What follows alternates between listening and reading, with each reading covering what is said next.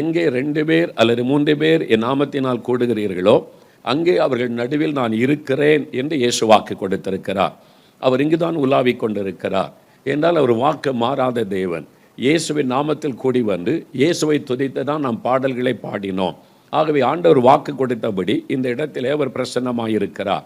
நம்முடைய மாமிச கண்களால் அவரை பார்க்க முடியாது. அவர் ஆவியாய் இருக்கிற ஒரு தேவன். அவர் ஆவியாய் நம் மத்தியிலே உலாவுகிற ஒரு தேவன்.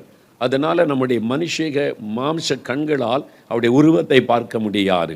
ஆனால் அவரை உணர முடியும். You can experience the presence of Jesus in your life today. நீங்கள் வந்து இந்த இடத்துல அவருடைய பிரசன்னத்தை உணர முடியும். அவருடைய வல்லமையை உணர முடியும். அவருடைய தொடுதலை உணர முடியும். அவர் கொடுக்கிற சுகத்தை நீங்கள் உணர முடியும். அவர் அற்புதம் செய்வதை நீங்கள் உணர முடியும். உங்களுக்குள்ள இருக்கிற துக்கம் சந்தோஷமாய் மாறுவதை உணர முடியும். என்னால் அவர் இங்கு தான் உலாவிக் கொண்டிருக்கிறார்.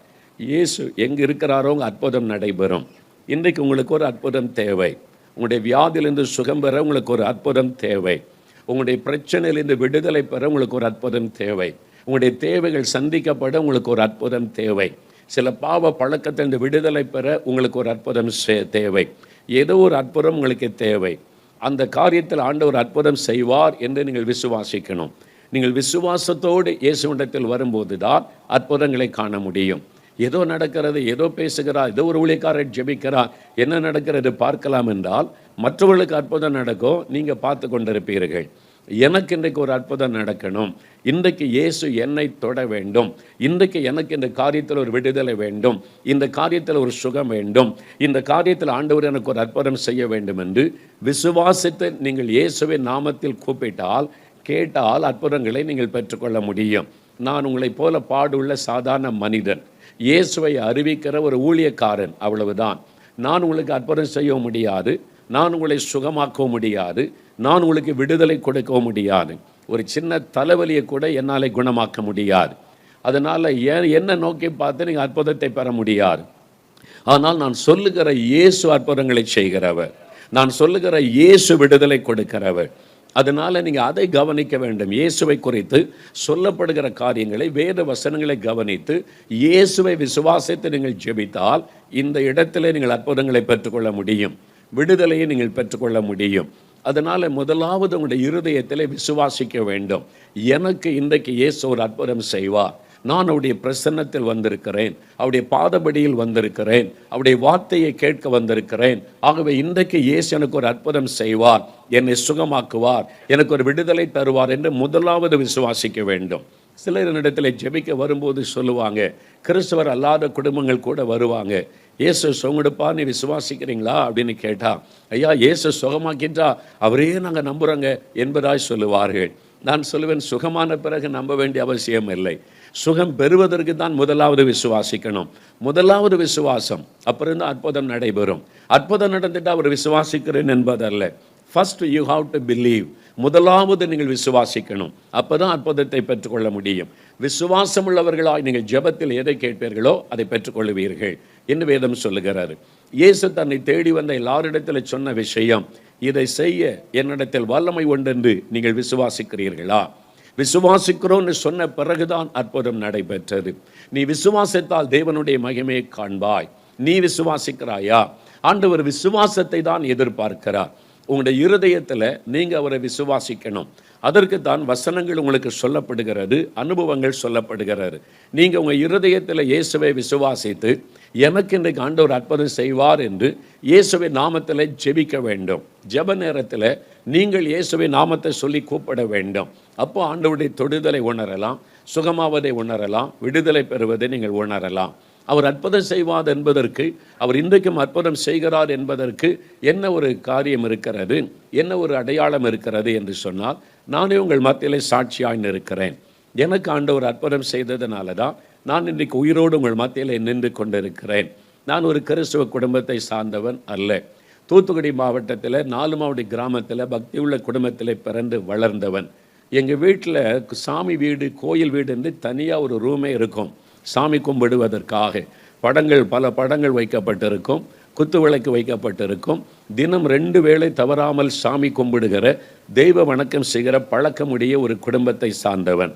காலையில் சின்ன பையனா ஸ்கூலில் படிக்கிற காலத்தில் இருந்தே குளிச்சுட்டு வரும்போது அந்த ஈர உடையோட கூட அந்த கோயில் வீட்டுக்குள்ளே போய் பல நிமிட நேரம் பக்தியோடு சாமி கும்பிடுவது, சாஸ்தாங்கமாய் விழுந்து பணிந்து கொள்ளுவது, இதெல்லாம் சிறு வயதிலே போதிக்கப்பட்டு வளர்க்கப்பட்டவன். மாலையில் எங்காவது தெருக்களில் நண்பர்களோடு விளையாடி கொண்டு இருந்தாலும் தெருவிளக்கு எரியும். கிராமத்தில் சாயங்காலத்தில் தெருவிளக்கு எரிந்த உடனே வீட்டுக்கு வந்துடணும் சொல்லிடுவாங்க. வீட்டுக்கு வந்த உடனே கை கால்களை எல்லாம் சுத்தமாய் கழுவி சுத்தம் பண்ணி கொண்டு நேர அந்த அறைக்குள்ளே போய் சாமி கும்பிட்டு தெய்வ வணக்கம் செய்த பிறகுதான் படிக்கவே ஆரம்பிக்க வேண்டும். இந்த மாதிரி பழக்கத்தில் வளர்க்கப்பட்டு ரொம்ப பக்தி உள்ளவனாய் நான் வளர்க்கப்பட்டேன். என்னுடைய பாட்டியார் இருந்தாங்க. தினமும் எனக்கு மகாபாரத ராமாயணம் கதைகளை சொந்த புராணங்களை சொல்லுவாங்க. பாட்டு பாடி எங்கள் வீட்டில் நாங்கள் 4 பேர் தினமும் இரவில் அதை சொல்லிக் கொடுப்பார்கள். ராமாயணம் மகாபாரதம் ஆரம்பத்திலேருந்து கடைசி வரை எனக்கு எல்லா கேரக்டரும் தெரியும். எல்லாம் சொல்லி சொல்லி சொல்லி சொல்லி பக்தியிலே வளர்க்கப்பட்டு அந்த பக்தி தான் எனக்குள்ளே இருந்தது. என்னுடைய தகப்பனார் வியாபாரத்திற்காக சென்னை பட்டணம் வந்தபோது பாடி என்கிற இடத்திலே பாத்திர வியாபாரம் செய்தார்கள். அங்கு தான் நான் முதலாவது இயேசுவை பற்றி எனக்கு சொல்லப்பட்டது. சிலர் வந்து இயேசுவை பற்றி சொன்னபோது எனக்கு நான் ஏற்றுக்கொள்ளவில்லை, விரும்பி அதை பற்றி அறிந்து கொள்ள விரும்பவும் இல்லை. எனக்குள்ளே கோபமும் எரிச்சலும் உண்டானது. எனக்கென்று கடவுள் உண்டு, எனக்கென்று மதம் உண்டு, எனக்கென்று நம்பிக்கை உண்டு. சின்ன வயதிலிருந்து நான் அந்த நம்பிக்கையில் வளர்க்கப்பட்டிருக்கிறேன். இயேசுவை பற்றிலாம் ஏட்ட பேசாதங்கள் என்று சொல்லி நான் பரிகாசம் பண்ணி எதிர்த்து நின்றவன். இன்னும் இயேசுவை பற்றி வாலிபர்கள் சொன்னபோது நான் இயேசுவை பற்றி கீழ்த்தரமாய் பேசினவன், கேவலமாய் பேசினவன். இந்த மேடையில் சொல்லக்கூடாத அளவிற்கு இயேசுவை அவமானப்படுத்தி கீழ்த்தரமாய் பேசினவன் நான். அந்த மாதிரி இயேசுவை நான் வெறுத்தவன். அந்த மாதிரி நான் பக்தியில் ஊறினவனாய் காணப்பட்டேன். சென்னைக்கு போன பிறகும் என் தெய்வ வணக்கத்தை அந்த நம்பிக்கையை நான் விட்டுவிடவில்லை. அந்த மாதிரி நம்பிக்கையோடு என்னுடைய வாழ்க்கை போய்கொண்டிருந்தது. இயேசுவை நான் எனக்கு சொல்லப்பட்ட போதிலும், இயேசுடைய குறித்து சொல்லப்பட்ட போதிலும் நான் விரோதித்தேன், வெறுத்தேன், புறம்பே தள்ளினேன். அந்த சமயத்தில் தான் என்னுடைய 14 வயது ஒரு இளம் வாலிப வயதில் ஒரு வியாதி என்னை தாக்கினர். அப்பொழுது நான் 9வது வகுப்பு படித்து கொண்டிருந்தேன். என்னுடைய ஒரு சரீரத்தில் ஒரு வியாதி, என் இருதயம் பாதிக்கப்பட்டது. ஹார்ட் என்லார்ஜ்மெண்ட், இருதயம் வீங்கி விட்டது. ஆரம்பத்தில் இருதயத்தில் வலி, இருதயத்தில் பிரச்சனை, ஆஸ்பத்திரி கொண்டு போகப்பட்டு அந்த காலத்தில் எக்ஸ்ரே தான் எடுத்து பார்ப்பாங்க. இந்த மாதிரி ஸ்கேன் இப்போ வந்த காரியமெல்லாம் அப்போ கிடையாது. அப்போ பார்த்துட்டு இருதயம் பல்ஜ் ஆகி இருக்குது, வீங்கி இருக்குதுன்னு கண்டுபிடித்தார்கள். எத்தனையோ டாக்டர்கள், எவ்வளவோ மருந்துகள், எத்தனையோ இடத்துக்கு சென்னை பட்டணத்தில் என் பெற்றோர் மாற்றி மாற்றி ஒவ்வொரு டாக்டராக கொண்டு போனார்கள். அப்போ அந்த சமயத்தில் அவங்க எல்லாம் சொல்லிட்டாங்க, கடைசியில் ஃபாரின்லேருந்து படிச்சுட்டு வந்திருக்கிற ஒரு டாக்டர் இருக்கிறார், அவர்கிட்ட கொண்டு போனால் சரியாயிருன்னு சொல்லி என் உறவினர் அயனாவரன்னு ஒரு இடம் இருக்குது சென்னையில், சொல்லி அனுப்பினார்கள். என் பெற்றோர் என்னை கொண்டு அதற்குள்ளாக நான் எலும்பும் தோலும் ஆக்கிவிட்டேன். என் இருதயம் முற்றிலும் பாதிக்கப்பட்டு கால் நடக்க முடியாது. வலது கால் செயலற்று விட்டார். காலை அசைக்க கூட முடியாது. என்னை காருக்குள்ளே தூக்கி கொண்டு தான் வைக்கணும், ஆஸ்பத்திரிக்குள்ளே தூக்கி கொண்டு தான் போகணும். வலது கால் கம்ப்ளீட்டாக செயலற்று விட்டது. எலும்பும் தோலும் ஆக்கிவிட்டேன். பேசக்கூட ஒரு பலனற்ற நிலைமை. ஃபைனலாக அந்த டாக்டர்கிட்ட கொண்டு போனாங்க. அவர் வெளிநாட்டில் படிச்சுட்டு, அந்த காலத்தில் 45 வருஷத்துக்கு முன்னால் வெளிநாட்டில் படிச்சுட்டு வர்றதுன்னா பெரிய ஒரு விஷயம் இல்லை. அப்போ அவர் என்னை கவனித்தார். 4-5 டாக்டர்கள் என்னை சூழ்ந்து என்னுடைய தலையிலேருந்து கால் வரைக்கும் எல்லாவற்றையும் பரிசோதனை பண்ணினாங்க பல மணி நேரம். அதன் பிறகு அவங்க கூடி உட்கார்ந்து டிஸ்கஸ் பண்ணி என் பெற்றோரை அழைத்து சொன்னார்கள், உங்களுடைய மகனுடைய இருதயம் கம்ப்ளீட்டாக டேமேஜ் ஆகிவிட்டது. இனிமேல் எங்கே கொண்டு போனாலும் உங்களுடைய மகனை காப்பாற்ற முடியாது. ஏன்னா ஹார்ட் கம்ப்ளீட்லி டேமேஜ். அதனால தான் இனி காப்பாற்ற வழி கிடையாது, மருத்துவத்தில் வழி கிடையாது, எந்த நேரத்திலும் மரணம் இருக்கலாம் அப்படின்னு சொல்லிட்டாங்க. சில நாட்கள் அல்லது சில வாரங்கள் தான் தாங்கும் என்பதாய் சொல்லி ஆறுதல் படுத்தி வீட்டில் கொண்டு போய் வைத்துக்கொள்ளுங்க, ஆறுதலுக்காக சில மாத்திரை தரோம், அதை வேணால் போட்டுக்கொள்ளுங்கன்னு சொல்லி ஆறுதல் படுத்தி அனுப்பிட்டாங்க. என் அவ்வளோதான், கைவிடப்பட்ட நிலைமை. நான் வீட்டில் படுத்த படுக்கையில் இருக்கிறேன். எங்களுக்கு முன்னால் கடை, பின்னால் வீடு. அங்கே ஒரு காம்பவுண்டு வீடு, 6 வீடுகள் இருக்கிற இடத்துல என்னுடைய முதல் வீடு. நான் படுத்த படுக்கையில் இருக்கிறேன். என்னால் எழும்பி உட்கார முடியாது. யாராவது தூக்கி உட்கார வச்சாதான் உட்கார முடியும். நான் திரும்ப படுக்கணுமானா கூட யாராவது ஹெல்ப் பண்ணால் தான் படுக்க முடியும். ஏன்னா அப்படி இருதயம் பாதிக்கப்பட்டு விட்டார். என் சட்டையை கழட்டினா இந்த இருதயம் பல்ஜ் ஆகி இருக்கிறதை பார்க்க முடியும். நான் ஆஸ்பத்திரிக்கு போனால் எல்லோரும் ஆச்சரியமாக பார்ப்பாங்க, இந்த பையனுக்கு என்னன்னு சொல்லி. அந்த மாதிரி நான் பாதிக்கப்பட்டு கால் அசைக்க முடியாது, மரணப்படுக்கை, பசி எடுக்கும், சாப்பிட முடியாது, தாகம் எடுக்கும், தண்ணி குடிக்க முடியாது. ரொம்ப ஒரு மரண போராட்டம், மூச்சு விட கஷ்டம். எந்த நேரத்திலும் இருதயம் நின்று விடலாம். கைவிடப்பட்ட நிலைமையில் மரணப்படுக்கை. இப்போது பல தெய்வ வணக்கம் நம்பி பல தெய்வங்களை நம்பி வணங்கினவன். என் பெற்றோர் எல்லாத்துக்கும் பொருத்தனை செய்தாங்க. எல்லா கோயில்கள் எல்லா யார் யார் வந்து இந்த கோயில் அந்த கோயில் அந்த தெய்வம் இதுக்கெல்லாம் பொருத்தனை பண்ணுங்க, எல்லாத்துக்கும் பொருத்தனை பண்ணாங்க. வேளாங்கண்ணி கூட பொருத்தனை பண்ணாங்க. சில கிறிஸ்தவ வந்து பேசினதுனால எப்படியாவது என் பிள்ளை பிழைக்கட்டும், யார் மூலமாவது ஒரு சுகம் கிடைக்கட்டும்னு சொல்லி. ஆனால் ஒருத்தர் எனக்கு உதவி செய்யலை. எல்லாமே வீணாகி போனது. மரணம் என்னை நெருங்கி கொண்டிருந்தது. என் கூட படித்த ஸ்டூடெண்ட்ஸ் அப்பப்போ வந்து பார்த்துட்டு போவாங்க. சாக போகிற ஒரு ஆளை கடைசியாய் பார்க்க வருவதை போல கேள்விப்பட்ட உறவினர்கள் எல்லாம் வந்து பார்த்துட்டு போவாங்க. இனிமேல் எங்கே பிழைக்க போகிறோம் அவ்வளோதான்னு சொல்லிட்டு போவார்கள். அந்த மாதிரி நம்பிக்கை இழந்த நிலைமை, இனி பிழைக்க முடியாதுங்கிற சூழ்நிலை, மரணப்படுக்கையிலே நான் படுத்திருக்கிறேன். மரணம் என்னை நெருங்கி கொண்டிருக்கிறது. எந்த நேரத்தில் மரணம் சம்பவிக்கலாம், இனி காப்பாற்ற வழி இல்லை. அந்த நேரத்தில் தான் இயேசு என்னை தேடி வந்தார். எங்கள் வீட்டுக்கு அவர் வந்தார். நாங்கள் இந்துக்கள், எங்களுக்கு இயேசுக்கு சம்மந்தம் இல்லை. எந்த சர்ச்சுக்கும் போனதில்லை, எந்த கிறிஸ்துவ கூட்டத்துக்கும் போனதில்லை. எங்கள் வீட்டில் பைபிளும் கிடையாது. நான் படித்த ஸ்கூலில் கிதியோன் மூலமாக புதிய ஏற்பாடு கொடுத்தாங்க. அது அட்டை நல்லா இருக்குன்னு அந்த புதிய ஏற்பாட்டை கிழித்து தூர போட்டு அட்டை மட்டும் நான் வைத்திருந்தேன். அப்படிப்பட்ட ஒரு ஆள் நான். அதனால் எங்கள் வீட்டில் பைபிளும் கிடையாது. ஆனால் அந்த வீட்டுக்குள்ளே இயேசு என்னை தேடி வந்தார். அதான் ரொம்ப ஆச்சரியம், கிரகிக்க முடியாத காரியம். இயேசுடைய அன்பு, இயேசுடைய மனதுருக்கம் மனிதர்களால் அதை விளங்கி கொள்ள முடியாது. Man cannot understand the love of Jesus. அவருடைய இரக்கமும் அன்பும் மனிதனுடைய சிந்தைக்கெல்லாம் அப்பாற்பட்டது. என் பாருங்கள், நான் மரணப்படுக்கையில் படுத்திருக்கிறேன். நாங்கள் யாரும் இயேசுவை தேடி போகலை. எங்கேயாவது சுகம் கிடைக்குமா, அந்த கூட்டத்துக்கு கூட்டு போகலாமா, அப்படியும் இல்லை. எங்களுக்கு அப்போ யாரையும் கிறிஸ்தவங்க அதிக பழக்கெல்லாம் கிடையாது. அப்போ அந்த சமயத்தில் நான் மரணப்படுக்கையில் படுத்திருக்கும்போது ஒரு கிறிஸ்தவ நண்பர் பாடியில் லூகாஸ் டிவிஎஸ் கம்பெனி வரிசையாக இருக்குது. Lucas TVS, brakes India, wheels India, அப்படி சுந்தரன் கிளேட்டன்னு வரிசையாக கம்பெனி இருக்கும்.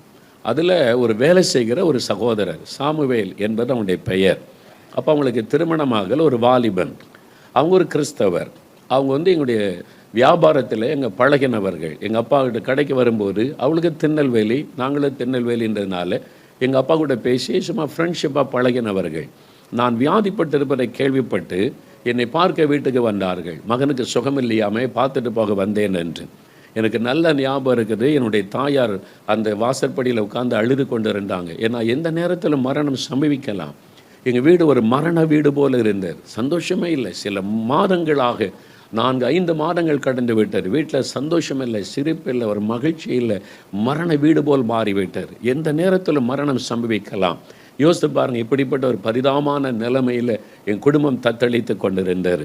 அப்படிப்பட்ட ஒரு வேதனையில் இருந்த சமயம் அந்த சாமுவேல்ன்ற சகோதரன் வீட்டுக்கு வந்தார். இயேசு அவரை அனுப்பினார். அவர் எங்கள் வீட்டுக்கு வந்தபோது என்னுடைய தாயார் அவரை பார்த்த உடனே சொன்னார்கள், என் மகனை எல்லாரும் கைவிட்டுட்டாங்க, என் மகன் சாக கிடக்கிறான். இயேசு கிறிஸ்துக்கிட்ட என் மகனுக்காக நீ ஜெபம் பண்ணுவாயான்னு கேட்டார்கள். என் தாயார் கண்ணீரோடு கேட்ட அந்த வார்த்தையை பார்த்த உடனே அந்த சகோதரர், நான் ஜெபிக்கிறேன்னு சொன்னார். சர்ச்சை கூட்டு வாங்க, அந்த கூட்டத்தை கூட்டு வாங்க, அங்கே கொண்டு வாங்க. ஒன்றுமே அவர் சொல்லவில்லை. நான் ஜெபிக்கிறேன் உங்கள் மகனை, நீ ஜெபம் பண்ணுவியான்னு எங்கள் அம்மா கேட்டாங்க. எங்கே கொண்டு போகணும் அதெல்லாம் கேட்கல. நீ ஜெபம் பண்ணுவியா இயேசுக்கிட்ட, என் மகனுக்காக நான் ஜெபிக்கிறேன் என்று சொல்லி அவர் ரட்சிக்கப்பட்டு பரிசுத்தாவினால் நிரப்பப்பட்டு ஆவில நிரம்பி அந்நிய பாஷையில் ஜெபிக்கிற பழக்கம் உள்ளவர்கள். எனக்கு அதெல்லாம் அப்போ தெரியாது எங்களுக்கெல்லாம். அதுக்கு பிறகுதான் அதை கேட்டு அறிந்து கொண்டேன். கிறிஸ்தவர் அவ்வளவுதான் தெரியும். அவர் முழு நேர ஊழியர் அல்ல, பாஸ்டர் அல்ல, ஒரு ஃபேக்ட்ரியில் வேலை செய்து கொண்டு இருக்கிறவர்கள். இப்பவும் உயிரோடு இருக்கிறாங்க. பாடியில் அவங்க இருக்கிறாங்க, மனைவி பிள்ளைகளோடு இருக்கிறாங்க. அந்த காலத்தில் வாலிபனாக இருந்தார்கள். என்னுடைய தாயார் கேட்ட உடனே ஜெபிக்க என் படுக்கை பக்கத்தில் முழங்கால் படியிட்டார்கள். நான் அப்படியே படுத்த படுக்கையில் இருக்கிறேன். என்னால் எழும்பிலாம் உட்கார முடியாது. இந்த சகோதரன் பக்கத்தில் முழங்கால் படியிட்டு அப்படி ஜெபிக்கிறாங்க. என் தாயார் முழங்கால் படிட்டு இருக்கிறாங்க. என்னுடைய தகப்பனார் எனக்கு 3 சகோதரர்கள். அவங்கெல்லாம் இவர் முழங்கால் படியிட்டனால முழங்கால் படிட்டு நிற்கிறாங்க. அவ்வளோதான். அவங்களுக்கு ஜெபெல்லாம் தெரியாது. இவங்க என்ன ஜெபம் பண்ணுவாங்க அதெல்லாம் தெரியும். கண்ணை மூடி நிற்கிறாங்க பயபக்தியாக. என் தாயார் மாத்திரம் இயேசுவே அப்படின்னு அந்த நாமத்தை சொன்னார்கள். இயேசுவின் பெயரை சொல்லி கூப்பிட்டார்கள். கண்ணீர் விட்டு அழுது, இயேசுவே என் மகனுக்கு இறங்கும், இயேசு இயேசு அந்த பெயரை சொல்லி அழுது கூப்பிட்டார்கள். அந்த சகோதரர் கரமுயர்த்தி ஜெபி, அவர் என் மேலே கை வைக்கலை. என்னால் ஒரு முழு நேர ஊழியர் அல்ல, ஒரு விசுவாசி. கரமுயர்த்தி அவர் எனக்காக சின்சியராக கருத்தாக ஜெபிக்கிறாங்க. அவங்க சூழ்நிலை பார்க்கல, இது மறைக்கிற நிலைமையில் இருக்கிற ஒரு தம்பி எதையும் பார்க்கல. இயேசுடைய வல்லமை விசுவாசித்து அவங்க ஜெபிக்கிறாங்க. நான் கண்ணை திறந்து அவரை வேடிக்கை பார்த்து கொண்டேன். இப்படி படுத்திருக்கிறேன், இங்கே முழங்கால் படுத்து ஜெபிக்கிறதை பார்த்து கொண்டு இருக்கிறேன். அந்த நேரத்தில் கூட இயேசுவை நான் கூப்பிடக்கூட இல்லை. ஏன்னா அவ்வளவு நான் மத வைராக்கியம் உள்ளவனாக இருந்தேன். இயேசுவை அவ்வளவு நான் வெறுத்தவனாக இருந்தேன். அதனால் அவர் ஜெபிக்கும் போது அவர் தான் பார்த்து கொண்டு இருந்தேன், என்ன ஜெபம் பண்ணுகிறார் என்று. எனக்கு தான் ஜெபிக்கிறாரு, நான் மரணப்படுக்கையில் இருக்கிறேன். ஆனால் நான் இயேசுவை நோக்கி கூப்பிடவே இல்லை. அதுதான் இன்றைக்கி விளங்கி கொள்ள முடியாத இயேசுடைய அன்பு என்னை ஆச்சரியப்படுத்துகிறார். அவ்வளவு நான் இயேசுவை வெறுத்த போதிலும் பாருங்கள், இயேசு எனக்கு அற்புதம் செய்தார். அவர் ஜெபித்து கொண்டிருக்கிறார், நான் படுத்த படுக்கையிலிருந்து பார்த்து கொண்டிருக்கிறேன். திடீரென்று அந்த அறைக்குள்ளே அந்த ஜெபிக்க ஜெபிக்க ஜெபிக்க ஒரு தேவ பிரசன்னம் அந்த அறைக்குள்ளே இறங்குகிறார். ஒரு தெய்வீக வல்லமை, ஒரு divine power game and that room. அந்த ரூமுக்குள்ளே அப்படியே தேவ பிரசன்னம் இறங்குகிறாரு. என் சரீரத்தில் நான் உணர்கிறேன், ஏதோ ஒன்று நடக்குது, ஏதோ ஒன்று இந்த ரூமுக்குள்ளே நடக்குது. அந்த தேவ பிரசன்ன வல்லமை, அந்த தொடுதலை நான் உணர்ந்தேன். அதான் நான் சொல்லுகிறேன், நீங்கள் கண்ணால் பார்க்க முடியாவிட்டாலும் அவருடைய பிரசன்னத்தை உணர முடியும். ஒரு தெய்வீக பிரசன்னம் அப்படியே அந்த அறைக்குள்ளே இறங்கும் போது என் சரீரத்தில் ஏதோ நடக்கிறாரு. எனக்குள்ள ஒரு பயம், தெய்வீக பயம் உண்டாகிறாரு. என் கண்ணிலேருந்து கண்ணீர் வடி ஆரம்பிக்கிறாரு. ஏதோ ஒன்று நடக்குதுன்னு அப்படி நினைக்கும் போது என் படுக்கையின் பக்கத்தில் ஒருவர் நிற்கிறதை என்னால் உணர முடிகிறாரு. என் கண்ணால் பார்க்க முடியல, ஆனால் என்னால் உணர முடிகிறாரு. நீங்கள் உங்கள் ரூமில் தனியாக உட்காந்து கண்ணை மூடி இருக்கிறீங்க. யாராவது அந்த ரூமுக்குள்ளே நடந்தால் உங்களால் ஃபீல் பண்ண முடியும். நீங்கள் கண்ணை திறந்து பார்க்காட்டாலும் உங்களால் ஃபீல் பண்ண முடியும். யாரோ அந்த ரூமில் நடக்கிறாங்க, யாரோ ஒருத்தர் பக்கத்தில் நிற்கிறாங்கன்றதை ஃபீல் பண்ண முடியும். அதே மாதிரி என் படுக்க பக்கத்தில் ஒருவர் வந்து நிற்கிறதை நான் உணர்கிறேன். somebody is near my bed. யாரோ என் படுக்க பக்கத்தில் நிற்கிறாங்க, அது எனக்கு நல்லா உணர முடிகிறது. அந்த சகோதரர் இயேசுவே தொடும் அப்படின்னு ஜெபிக்கிறார். இயேசுவே தொடும், இயேசுவே தொடும் அப்படின்னு ஜெபிக்கும்போது ஒரு கரம் என்னை தொடுகிறார். நான் இப்படி படுத்திருக்கிறேன், எங்கள் பக்கத்தில் ஒருவர் நிற்கிறார், அதை நான் உணர்கிறேன். அவர் தொடுன்னு ஜெபிக்கும் போது ஒரு கரம், ஒரு மனுஷன் தொட்டா எப்படி இருக்குமோ, என்னுடைய வலது கை தோள் பகுதியில் அந்த கை தொடுகிறாரு. ஒரு கை என்னை தொடுகிறதை பார்த்தா தெரியல, ஒரு கை கண்ணால் பார்க்க முடியல, ஆனால் தொடுதலை உணர முடிகிறாரு. அதான் ஆவியாக இருக்கிற ஆண்டவர் அவருடைய கையினால் தொடுவதை நாம் உணர முடியும். அவருடைய தொடுதலை உணர்ந்தவன் இந்த தோள் பகுதியில் இந்த கை தொட்டதை நான் உணர்ந்தேன். உடனே என்னுடைய வலது காலில் ஒரு மின்சாரத்தை போல ஒரு வல்லமை, கரண்ட் ஷாக் அடிச்சு அப்படி இருக்கும், அந்த மாதிரி ஒரு வல்லமை என் காலில் அப்படியே பாய்ந்து போகிறாரு. ஏன்னா வலது கால் தான் செயலற்று கிடக்கிறது, அசைக்க முடியாது, எளிமை உட்கார முடியாது. அந்த தொட்ட உடனே அந்த காலுக்குள்ள ஆண்டவுடைய வல்லமை ஒரு செகண்ட் அப்படி பாய்ந்ததை நான் உணர்ந்தேன். அடுத்த நிமிஷம் என் கால் செயல்பட ஆரம்பித்து விட்டது. என் காலுக்குள்ள ஒரு மாற்றம் வந்துவிட்டதை நான் உணர முடிந்தது. இதெல்லாம் பாருங்கள், அப்படி தொடுதலை உணர்கிறேன், அப்படி வல்லமை சரீரத்தில் பாய்வதை உணர்கிறேன், நான் சுகம் பெற்றதை உணர்கிறேன். உடனே நான் எழும்பி உட்கார்ந்து விட்டேன். அவர் இன்னும் ஜெபம் பண்ணிக்கிட்டே இருக்கிறார், ஜெபம் பண்ணி முடிக்கலை. அதுக்குள்ளே நான் எழும்பி படுக்கையில் உட்கார்ந்துட்டேன். என்னால் எழும்ப முடியாது, என்னால் தானாக எழும்பி உட்கார முடியாது. இயேசுடைய ஒரே ஒரு தொடுதல் என் சரீரத்தில் ஒரு மாற்றத்தை கொண்டு வந்ததை உணர்ந்தேன். எழும்பி உட்கார்ந்துட்டேன். என்னால் தெளிவாக உணர முடிந்தது, ஒருவர் என்னை தொட்டு விட்டார், என் சரீரத்தில் ஒரு மாற்றம் உண்டாகிவிட்டது. கண்ணில் கண்ணீராய் வடிகிறாரு. நான் எழுப்பி உட்கார்ந்துட்டேன். அவங்க இன்னும் கொஞ்சம் நேரம் ஜெபம் பண்ணி முடித்து கண்ணை திறக்கும் போது நான் படுக்கையில் எழுப்பி உட்கார்ந்து இருக்கிறேன். என் குடும்பத்தாரெலாம் பார்க்குறாங்க. அவர் ஒன்றுமே சொல்லலை, ஜெபம் பண்ணி முடிச்சிட்டார், அவ்வளோதான். நான் தொட்ட ஆண்டவருடைய தொடுதலை உணர்ந்தேன், சரீரத்தில் மாற்றத்தை உணர்ந்தேன். ஏன்னா நான் கிட்டத்தட்ட 4-5 மாதம் படுக்கையில் அந்த வியாதியில் கஷ்டப்பட்டு எலும்பும் தோலும் ஆயிட்டேன். சரீரம் பலவீனமாக இருக்கிறது. என் கையை ஊன்றி நான் எழும்பி நிற்கிறேன், என்னால் நிற்க முடிந்தது. நான் நடந்து பார்க்கிறேன், என்னால் நடக்க முடிந்தது. இயேசுடைய ஒரு தொடுதல் நொண்டியாய் கிடந்த என் காலை செயல்பட வைத்தது, ஒரு புதிய காலாய் மாற்றிவிட்டார். அதன் பிறகு நான் பார்க்குறேன், வீங்கி இருந்த இருதயம் நார்மலாய் மாறிவிட்டார். இயற்கைக்கு மேற்பட்ட ஒரு அற்புதம்.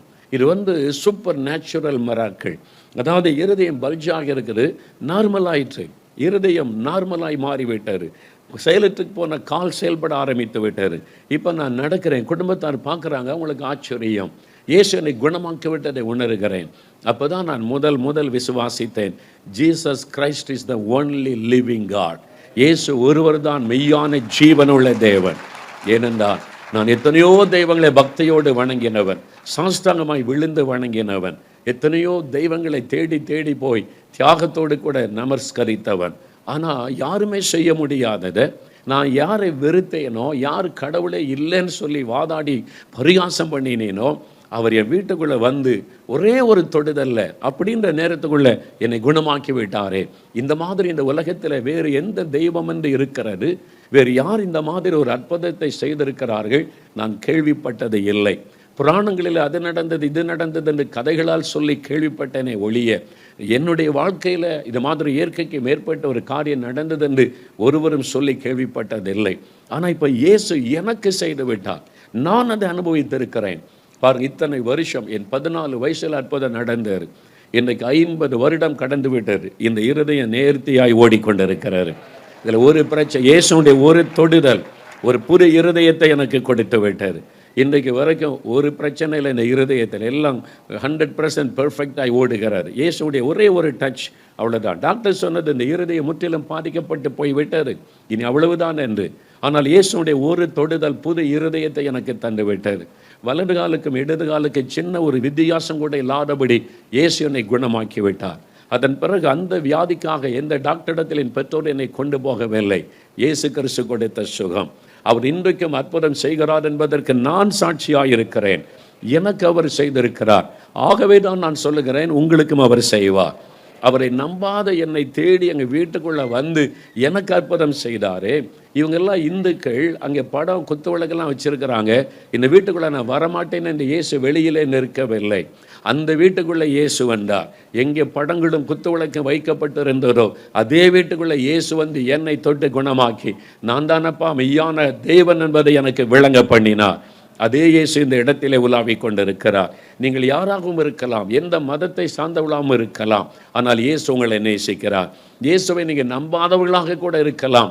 இயேசு உங்களை நேசித்து தான் இந்த இடத்துக்குள்ளே கொண்டு வந்திருக்கிறார். இயேசு உங்கள் மேலே அன்பு வைத்து தான் இந்த காரியங்களை நீங்கள் பார்க்கும்படி செய்திருக்கிறார். ஏன் தெரியுமா? உங்களுக்கு இன்றைக்கு ஒரு அற்புதம் தேவை. இன்றைக்கு உங்களுக்கு ஒரு விடுதலை தேவை. இன்றைக்கு உங்களுக்கு ஒரு சுகம் தேவை. அதற்காக ஆண்டவர் இந்த நிகழ்ச்சி மூலமாக உங்களோடு ஆண்டவர் பேசி கொண்டிருக்கிறார். இந்த பந்தில் இந்த டெண்டுக்குள்ளே கர்த்தர் அழைத்து வந்திருக்கிறார். ஆண்டவர் உங்களுக்கு ஒரு அற்புதம் செய்ய போகிறார். விசுவாசியுங்கள், விசுவாசியுங்கள். ஒருவேளை நினைக்கலாம், இது என்னைக்கோ நடந்த ஒரு அற்புதம், அப்படி நடந்திருக்கலாம் என்று சொல்லி. இந்த ஏப்ரல் மாதம் ஈஸ்டர் பண்டிகை அன்றைக்கு இலங்கையில் கிளிநொச்சியில் ஒரு கூட்டம் நடைபெற்றது. நான் கடைசி நாள் இந்த ஈஸ்டர் அன்றைக்கு தான் போக முடிந்தது. மைதானத்தில் இந்த கூட்டம் நடைபெறும். கிளிநொச்சியில் மைதானத்தில் ஓப்பன் கிரவுண்டில் கூட்டம் நடைபெறுகிறார். அவர் ஜான் பாலகுமார் என்கிற தேவ மனிதர் கூட்டத்தை ஒழுங்கு பண்ணி இருந்தார். ஜனங்கள் கடைசி நாள் கூட்டம் திரளாய் வந்திருந்தார்கள். அதில் இயேசு உயிரோடு இருக்கிறார், அவர் உயிர்த்தெழுந்த நாள் அது. அதை பற்றி பிரசங்கம் பண்ணி ஜெபம் பண்ணின போது ஆண்டவர் அநேகரை தொட்டார். அசுத்த ஆவிகள் அலறி ஓடினர், கட்டுகள் அறுக்கப்பட்டது, நிறைய பேர் சுகம் பெற்றார்கள். அப்பொழுது விடுதலை சுகம் பெற்றவங்க மேடையில் வந்து சாட்சி கொடுக்கலாம் என்று அழைப்பு கொடுக்கப்பட்டது. ஏன் அழைக்கிறோம் என்றால், ஊழியர்களை பெருமைப்படுத்த அல்ல, இயேசுவை நீங்கள் மகிமைப்படுத்தணும், அதை விரும்புகிறார். நிறைய பேர் சுகம் விடுதலை பெற்றுவிட்டு அதை வெளியே சொல்ல வெட்கப்படுகிறேன் என்று சொல்லி அப்படியே போய் விடுவார்கள். அதனால பெற்றுக்கொண்ட ஆசீர்வாதத்தை இழந்து போனவர்கள் உண்டு, பெற்றுக்கொண்ட சுகத்தை இழந்து போனவர்கள் உண்டு. ஆனால் ஆண்டவரை மகிமைப்படுத்தி விட்டால் அவர் கொடுத்த ஆசீர்வாதம் சுகம் நிலைத்து இருக்கும். என்னால் இயேசுவை மகிமைப்படுத்துவதைத்தான் அவர் விரும்புகிறார். இன்றைக்கு உங்களை தொடப்போகிறார், உங்களுக்கு அற்புதம் நடக்க போகிறது, விடுதலை பெறுவீர்கள். நீங்கள் வந்து தைரியமாக இயேசு எனக்கு இதை செய்தார்னு சொல்லணும், அவ்வளோதான். அவரை மகிமைப்படுத்துவதை விரும்புகிறார். நான் அழைப்பு கொடுத்த போது சிலர் வந்து சாட்சி சொன்னாங்க. அதில் ஒரு சாட்சி என்னால் மறக்க முடியாது. ஒரு வாலிபன் வந்தான். அவனுக்கு ஒரு 20-21 வயது இருக்கும், இளம் வாலிபன். அந்த கிளிநொச்சியில் மேடையில் இந்த வாலிபன் ஏறி வந்தான். அவன் வந்து சொன்னான், நான் கிறிஸ்தவன் அல்ல. அதான் முதல் வார்த்தை, நான் கிறிஸ்தவன் அல்ல, இயேசுவை பரிகாசம் பண்ணுகிறவன். அதையும் சொன்ன, இயேசுவை நம்பாதவன், கிறிஸ்தவர்களை பரிகாசம் பண்ணுகிறவன், கிறிஸ்தவர்களை எதிர்க்கிறவன். இந்த மைதானத்தில் கூட்டம் நடந்த போது இதெல்லாம் நான் விரும்பலை, எதிர்த்தேன். ஆனால் பெரிய கூட்டத்தை பார்த்த உடனே என்னதான் நடக்கிற, இவ்வளோ பேர் வந்திருக்கிறாங்களேன்னு நான் கூட்டத்தில் வந்து நின்று கொண்டிருந்தேன். இங்கே கொடுக்கப்பட்ட அந்த வார்த்தைகளை கவனமாய் கேட்டேன். இதெல்லாம் உண்மையா இவர் சொல்கிறதெல்லாம் என் ஆச்சரியமாய் கேட்டு கொண்டிருந்தேன். கடைசியில் ஜெபம் பண்ணுங்க இயேசுவை நோக்கின போது நான் பார்த்தேன், எல்லாரும் ஜெபிக்கிறாங்க, இயேசுவை சுகந்தாரும் விடுதலை தாரும் ஜெபிக்கிறாங்க. அதை பார்த்த உடனே நானும் ஜெபிக்கணும்னு ஒரு எண்ணம் வந்தார். என்ன காரியம் என்று சொன்னபோது அந்த வாலிபன் மேடையில் சொன்னான், அந்த எனக்கு ஒரு கண் தெரியாது, பிறக்கும் போதே ஒரு கண்ணில் தான் பார்வை, பிறவியிலிருந்தே ஒரு கண்ணில் பார்வை கிடையாது, ஒரு கண்ணில் தான் பார்வை. அந்த பிறவி குருடு, இது ஒன்றும் செய்ய முடியாதுன்னு டாக்டர் சொல்லினால ஒரு கண்ணில் நான் வாழ்ந்து கொண்டிருந்தேன். என்னன்னா இயேசு அற்புதம் செய்கிறாங்கன்னு சொல்கிறாங்களே, அப்போ இந்த கண் எனக்கு பிறவிலேருந்தே தெரியாது. குருடர்களுக்கு இயேசு பார்வை கொடுக்கிறது உண்மைன்னா என் கண்ணில் பார்வை கொடுக்க முடியுமேன்னு சொல்லி அந்த ஊழியர் ஒரு மேடையில் இருந்து என்ன அவருக்கு முன்ன பின்னே தெரியாது. அந்த தம்பி இல்லை தான் ஃபஸ்ட் டைம் பார்க்குறாரு. அப்போ இந்தியாவிலேருந்து வந்திருக்கிற ஊழியக்காரர் என்று அவர் சொல்கிறாரு, நீ பார்வையில்லாத கண்ணில் கை வைத்து நான் இயேசுவை நோக்கி அப்போ தான் ஃபஸ்ட்டு டைமாக இயேசுவே எனக்கு கண் பார்வை தாங்களே அப்படின்னு ஜெபம் பண்ணாராம். இவன் எப்பண்டா என்னை கூப்பிடுவான்னு கர்த்தர் பார்த்து கொண்டே இருந்தார். இயேசுன்ற நாமத்தை சொன்ன உடனே ஆண்டவருடைய கரம் தொட்டார். அவன் சொன்னான், என் கண் திறக்கப்பட்டு விட்டார். பிறவிலேயே ஒரு கண் எனக்கு தெரியாது, இப்போ நான் தெளிவாக பார்க்குறேன். என்னால் நம்ப முடியல, இப்படிலாம் அற்புதம் செய்வாரா இயேசு கிறிஸ்து, இப்படிலாம் அற்புதம் செய்கிறவரா இயேசுன்னு சொல்லி மேடையில் எல்லாம் பதிவு செய்யப்பட்டு இருக்கிறாரு. நான் சும்மா கதை சொல்லலை, எல்லாம் நாங்கள் பதிவு செய்திருக்கிறோம். அந்த சாட்சி எல்லாம் கிட்ட வீடியோவில் இருக்கிறாரு. அவன் ஆச்சரியமாக சொன்னான் எல்லாருக்கும் மத்தியில், இந்த மாதிரி இயேசுனை கண் பார்வை எப்படி நடந்தது அந்த அற்புதம். நான் மேலே கை வைக்கவும் இல்லை, அவனுக்கு அந்த பிரத்யேகமாக ஜெபிக்கவும் இல்லை. இயேசுவை நோக்கி கூப்பிடுன்னு சொல்லி கொடுத்தேன், அவ்வளவுதான். அவன் கையை வைத்து ஜெபித்தான், இயேசுவை என்னை குணமாக்கும் என்று. அற்புதத்தை பெறுகிற வழி நீங்கள் ஊழியக்காரனை பார்த்து கொண்டு இருக்க வரைக்கும் அற்புதம் நடக்காது. இந்த மோகன்லாஸ் ஏதாவது நமக்கு செய்வான்னு பார்த்துக்கிட்டு இருந்தால் ஒரு அற்புதத்தை நீங்கள் பெற முடியாது. இயேசுவின் பக்கமாக உங்களுடைய இருதயம் திரும்பணும். இயேசுவை நோக்கி நீங்கள் ஜெபிக்க ஆரம்பிக்கணும். இயேசுவே என்னை தொடும், இயேசுவே எனக்கு அற்புதம் செய்யும், என் நாமத்தினால் எதை கேட்டாலும் செய்வேன் என்று வாக்கு கொடுத்திருக்கிறார். அப்படி நீங்கள் கேட்டால் ஆண்டவர் அற்புதம் செய்வார். இன்றைக்கு இந்த இடத்தில் அற்புதம் செய்வார். உங்களுக்கு ஏதோ ஒரு காரியத்தில் அற்புதம் தேவை. எல்லாரும் எழுந்து நில்லுங்க. ஒரு ஜெபம் பண்ணின பிறகு வேத வசனத்திலிருந்து சில காரியத்தை சொல்லி அதன் பிறகு தான் நம்முடைய அற்புதத்துக்கு ஜெபிக்க போகிறோம். எல்லாம் எழுமி நில்லுங்க. இப்போ நீங்கள் கூப்பிடணும், கண்களை மூடி. இயேசுவே நான் உம்மை விசுவாசிக்கிறேன், இயேசுவே உம்மை தேடி வந்திருக்கிறேன், எனக்கு நீர் ஒரு அற்புதம் செய்வீர் என்று விசுவாசிக்கிறேன். உங்களுடைய விசுவாசத்தை அறிக்கையிட்டு ஜெபிக்கணும். எல்லாம் எழுமி நில்லுங்க. எல்லாம் கண்களை மூடுங்கள். அருகில் இருக்கிறவளை மறந்துருங்க, மேடையில் இருக்கிற ஊழியக்காரனை மறந்துருங்க. இயேசு இயேசு இயேசு அவர் தான் உங்கள் கண் முன்னால் நிற்கணும். சோசியல் மீடியாவில் பார்த்து கொண்டு இருக்கிறவங்க, நீங்கள் எந்த நாட்டில் இருந்தாலும் எந்த இடத்துல இருந்தாலும் உடைய கண்ணை மூடி, இயேசுவே நான் உம்மை விசுவாசிக்கிறேன், இயேசுவே நான் உம்மை நோக்கி கூப்பிடுகிறேன். ஜெபிக்க ஆரம்பிங்க. இருக்கிற இடத்துல இருந்து, இயேசுவே நான் உம்மை விசுவாசிக்கிறேன், இயேசுவே இன்றைக்கு எனக்கு ஒரு அற்புதம் தேவை. எத்தனை பேருக்கு அற்புதம் வேணும்? ஒரு விடுதலை சுகம். வலதுகரம் உயர்த்தி இயேசுடைய நாமத்தை சொல்லுங்க. வாய் திறந்து விசுவாசத்தை அறிக்கையிடுங்க. இயேசுவே நான் உம்மை விசுவாசிக்கிறேன், இயேசுவே எனக்கு ஒரு அற்புதம் வேண்டும், உம்மை தேடி நான் வந்திருக்கிறேன். இயேசுவின் நாமத்தை சொல்லுங்க. இயேசுடைய பெயரை சொல்லுங்க. இயேசு இயேசு இயேசு அந்த பெயரை சொல்லுங்க. பெயரை சொல்லுங்க. இயேசுடைய நாமத்தை உச்சரிங்க. என் நாமத்தினால் எதை கேட்டாலும் செய்வேன் சொல்லி இருக்கிறார். இயேசுதான் அற்புதம் செய்ய முடியும். இயேசுதான் விடுதலை கொடுக்க முடியும். இயேசுவே உம்மை தேடி நான் வந்திருக்கிறேன். இயேசுவே உம்முடைய வல்லமை விசுவாசிக்கிறேன். இயேசுவே எனக்கு ஒரு அற்புதம் நடக்கணும். இயேசுவே எனக்கு ஒரு விடுதலை வேண்டும். இயேசுவே இன்றைக்கு எனக்கு ஒரு அற்புதம் நடக்கணும். இயேசுவே உம்மை தேடி வந்திருக்கிறேன் அப்பா. தகப்பனே, இவ்வளவு பிள்ளைகள் உம்முடைய நாமத்தை விசுவாசிக்கிறார்கள், விசுவாசத்தை அறிக்கையிடுகிறார்கள். ஏதோ உம்முடைய பிரசன்னம் இந்த பந்தலுக்குள் இறங்கி வந்திருக்கிறதற்காய், கூடாரத்திற்குள் உம்முடைய வல்லமை இறங்கி இருக்கிறதற்காய் ஸ்தோத்திரம். இப்பொழுதே தொடுவீராக, இப்பொழுதே உம்முடைய வல்லமை தொடுவதாக, உம்முடைய பிரசன்னம் ஆட்கொள்ளுவதாக. இயேசு இயேசு இயேசு இயேசு என்று உம்முடைய நாமத்தை சொல்லி கூப்பிடுகிறேன். ஒவ்வொருவருக்கும் இன்றைக்கு அற்புதம் செய்தே ஆகணும் ஆண்டவரே, விடுதலை கொடுத்தே ஆகணும் ஆண்டவரே. உம்முடைய கரத்தில் நான் ஒப்பு கொடுக்கிறேன். இப்பொழுதும் நீர் பேசும், எங்களோடு பேசும், எங்களுக்கு அற்புதம் செய்யும். இயேசுவின் நாமத்தில் ஜெபிக்கிறோம் பிதாவே, ஆமென். உட்காருங்க. சுருக்கமாய் வேதத்திலிருந்து ஒரு வசனத்தை நான் சொல்லி அதன் பிறகு நாம் ஒவ்வொரு காரியமாய் ஜெபிக்க போகிறோம்.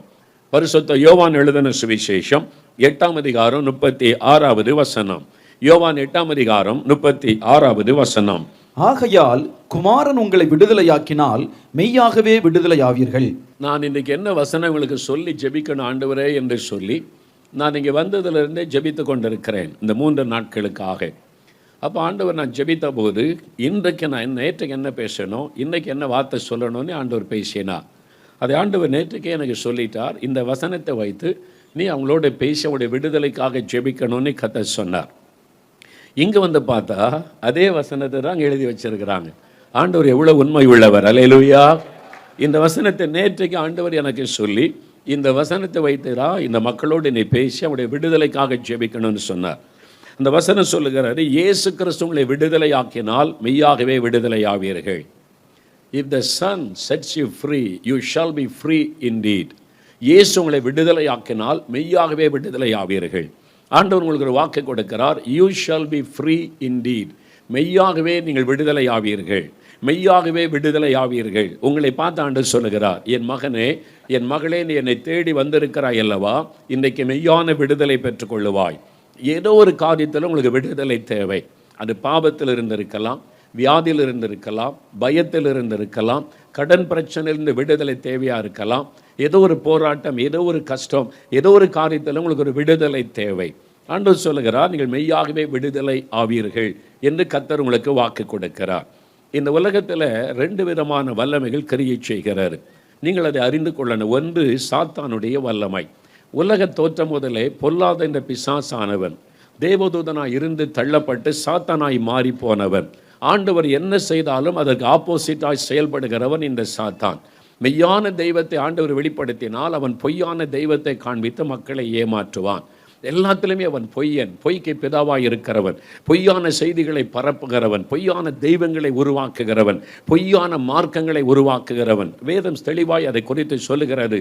அவன் பொய்யனாய் இருக்கிறான், பொய்க்கு பிதாவாய் இருக்கிறான், சொந்தத்தில் எடுத்து பேசுகிறான் என்பதாக. அதுதான் அந்த பிசாசானவன். அவன் திருடன் என்று ஆண்டவர் சொல்லுகிறார். யோவான் 10:10 அவன் திருடன், மக்களுடைய சமாதானத்தை திருடுகிறவன், ஆரோக்கியத்தை திருடுகிறவன், ஆசீர்வாதத்தை திருடுகிறவன், நன்மையை திருடுகிறவன். அவன் பொல்லாதவன் என்று வேதம் சொல்லுகிறாரு. அந்த தீய வல்லமை அவன்தான் மனிதனை அடிமைப்படுத்துகிறவன். மனிதர்களை பலவிதமான வேதனையில் அடிமைப்படுத்தி வேதனைப்படுத்துகிறவன் பிசாசானவன். அதனால தான் நாம் கவனமாக இருக்கணும். ஒரு வியாதி வந்துட்டு ஆண்டவர் ஏயா எனக்கு இந்த வியாதியை தந்தார் சிலர் சொல்லுவாங்க. ஆண்டவர் வியாதியை கொடுக்கறது இல்லை. ஆண்டவர் ஏயா எனக்கு இந்த துக்கத்தை கொடுத்தாரு. ஆண்டவர் யாருக்கும் வியாதியோ துக்கத்தையோ வேதனையை கொடுக்கிறவர் அல்ல.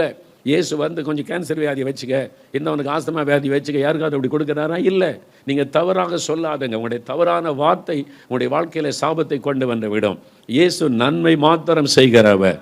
அவர் வியாதியை குணமாக்குகிறவரை இல்லாமல் வியாதியை கொடுக்கிறவர் அல்ல.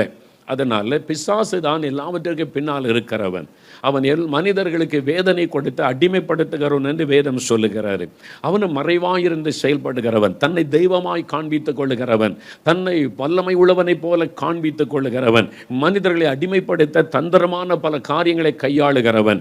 இயேசு தன்னை மெய்யான ஒளி என்று சொன்னால் அவன் பொய்யான ஒளிகளை காண்பித்து மக்களை வஞ்சிக்கிறவன். இது மாதிரி வேதத்தில் சொல்லப்பட்டதை கவனித்தால் அவன் எல்லாத்துக்கும் டூப்ளிகேட்டை உண்டாக்குகிறவன், பொய்யானவர்களை உருவாக்குகிறவன், மனிதர்களை ஏமாற்றி அடிமைப்படுத்தி வஞ்சிக்கிறவன். அவன் தங்களை மோட்சத்திற்கு கொண்டு போவதை போல காண்பித்து நரகத்திற்கு கொண்டு போகிறவன். இதான் பிசாசனுடைய தந்திரம். நீங்கள் அதை கொஞ்சம் கவனித்து பார்த்தாலே உங்களுக்கு விவரம் புரிந்துவிடும். கொஞ்சம் யோசித்து பார்த்தாலே இது தெய்வமாக இருக்க முடியுமா, இது உண்மையாக இருக்க முடியுமா, இல்லை முன்னோர் சொல்லிட்டாங்க அதை நம்பணும்னு சொல்லிட்டு குருட்டுத்தனமாய் நம்பிக்கை வைத்தால் அவன் ஏமாற்றி விடுவான். எதையும் ஆராய்ந்து பாருங்கள், நீங்களே சோதித்து பாருங்கள். செல்ஃபோன் வாங்கினா அப்பா சொல்லிட்டார், அம்மா சொல்லிட்டாங்க, யாராவது வாங்குறீங்களா? நீங்கள் பார்த்து என்னென்ன இருக்குன்னு தட்டி பார்த்து சோதிச்சு பார்த்து இதில் அது இருக்குது இது இருக்குன்னு வாங்க. ஒரு செல்ஃபோனுக்கு அவ்வளோ ஆராய்ச்சி பண்ணுறீங்களே, நீங்கள் வணங்குகிற தெய்வம் உண்மையானதா, பரிசுத்தம் உள்ளதா, அந்த தெய்வம் எனக்காக என்ன செய்கிறது, இந்த தெய்வத்தின் மூலமாக நான் விடுதலை பெற முடியுமா, சமாதானம் பெற முடியுமா? யோசிங்க. இதை முன்னோர் சொன்னாங்க, அந்த காலத்தில் சொன்னாங்க, மற்றதுக்கெல்லாம் அந்த காலத்தில் உள்ளது நீங்கள் இப்போ பின்பற்றுவதில்லை. அப்பா அம்மா பார்த்து சொல்கிறீங்க, நீங்களும் அந்த காலம் மாறிவிட்டார், இப்போ நாங்கள் ரொம்ப யோசிக்கிறேன்னு சொல்கிறீங்களே. நீங்கள் வணங்குகிற தெய்வத்தை குறித்தும் யோசிக்க ஆரம்பிங்க, சிந்திக்க ஆரம்பிங்க. அப்பொழுது உங்களுக்கு தெரிந்துவிடும் எது மெய் எது பொய் என்பது உங்களுக்கு தெளிவாக தெரிந்துவிடும். என்னால் இந்த உலகத்தில் 2 விதமான வல்லமை கிரியை செய்கிறாரு. ஒன்று சாத்தானுடைய வல்லமை. அவனும் தன்னை தெய்வமாய் காண்பிக்கிறான். மக்களை வஞ்சித்து ஏமாற்றுவதற்காக ஆண்டவர் என்னெல்லாம் செய்கிறாரோ அதையெல்லாம் தான் செய்வதைப் போல ஏமாற்றி மக்களை வஞ்சிக்கிறவன். அவன்தான் மக்களை அடிமைப்படுத்துகிறவன் என்று வேதம் சொல்லுகிறார். இன்னொரு பக்கம் தேவனுடைய வல்லமை கிரியை செய்கிறார். தேவன் விடுதலை கொடுக்கிறவர், யாரையும் அடிமைப்படுத்துவதை விரும்பாதவர், விடுதலை கொடுக்கிறவர். அதற்காகத்தான் தேவன் மனிதனாக இந்த உலகத்தில் மனிதர்களை இந்த பொல்லாத பிசாசின் பிடியிலிருந்து விடுதலையாக்கி மகிழ்ச்சியோடு வாழ வைப்பதற்காக இயேசுவாக இந்த உலகத்தில் அவதரித்து வந்தார். அவர் வந்தபோது லூக்கா 4:18 சொல்லுகிறார், இதோ கர்த்தருடைய ஆவியானவர் என் மேல் இருக்கிறார், சிறைப்பட்டவளுக்கு விடுதலை கோர, சாத்தானால் சிறைப்படுத்தி அடிமையாக்கப்பட்ட மக்களுக்கு விடுதலை கொண்டு வர அவர் இயேசுவாக இந்த உலகத்தில் வந்தார் என்பதை வேத வசனத்தில் தெளிவாக நாம் பார்க்கிறோம். அந்த இயேசு சொல்லுகிறார், அவர் விடுதலை ஆக்கினால் மெய்யாகவே விடுதலை ஆவீர்கள். என்ன அர்த்தம்? இயேசு சொல்லுகிறார், நான் உங்களை விடுதலை ஆக்கினால் மெய்யாகவே விடுதலை ஆவீர்கள். சாத்தான் எப்படி அடிமைப்படுத்துகிறான், இயேசு எப்படி விடுதலை தருகிறார், வேக சுருக்கமாக நீங்கள் அறிந்து கொள்ளும்படி சொல்லி நான் செபிக்க போகிறேன். ஒரு 3 காரியம் நமக்கு தெரிந்திருக்க வேண்டும். 1 தெசலோனிக்கேயர் 5ஆம் அதிகாரம் 23ஆம் வசனம் வாசிக்கும் போது, மனிதன் ஆவி, ஆத்மா, சரீரம் என்ற 3 பகுதிகளை உடையவன். நாம் சரீரத்தை பார்க்கிறோம். இந்த சரீரம் நம்ம ஒவ்வொருவருக்கும் சரீரம் இருக்கிறது. மெயினாக அந்த சரீரத்தை மாத்திரம் பார்க்கிறோம். ஆனால் பார்க்க முடியாத 2 நமக்குள் இருக்கிறது. ஒன்று நம்முடைய ஆவி, அதான் நம்முடைய ஜீவன், நம்முடைய ஆவி இருக்கிறது. ஆவி போய்த்தா சரீரம் உள்ளது அழுகி போய்விடும். அது அடக்கம் தான் பண்ணணும். அந்த ஆவி தான் நமக்குள்ளே இருக்கிறது. ஆவிக்குரிய மனிதன் உள்ளே இருக்கிற மெய்யான ஒரு ஆவிக்குரிய மனிதன் என்று வேதம் சொல்லுகிறது. இன்னொன்று இருக்கிறது ஆத்மா. அதைத்தான் இருதயம் என்று சொல்லுகிறோம். அதுதான் உணர்வு, தேவ சித்தம், காரியங்களை உணர்ந்து கொள்ளுகிறது. அதில் வியாகுலம், வருத்தம், சந்தோஷம் எல்லாமே அந்த ஆத்மாவிலே தான் வருகிறது. அப்போ மனிதன் ஆவி, ஆத்மா, சரீரம் என்ற 3 பகுதிகளை உடையவன். அந்த ஆத்மா தான் தெய்வத்தை தேடுகிறது. தெய்வத்தின் மூலமாய் வருகிற சமாதானத்தை, சந்தோஷத்தை அனுபவிக்கிறது. அதனுடைய வெளிப்பாடு நம்முடைய சரீரத்தில் வெளிப்படும். அப்போ மனிதன் ஆவி, ஆத்மா, சரீரம் என்ற 3 பகுதிகளை உடையவன். இந்த 3 பகுதிகளையும் சாத்தான் அடிமைப்படுத்த விரும்புகிறான். சிலரை ஒரு பகுதியில் அடிமைப்படுத்தி விடுவான், சிலரை 2 பகுதியில் அடிமைப்படுத்தி விடுவான், சிலரை 3 பகுதியிலும் அடிமையாக்கி தன்னுடைய சிறைக்குள்ளே வைத்துக் கொள்ளுவான்.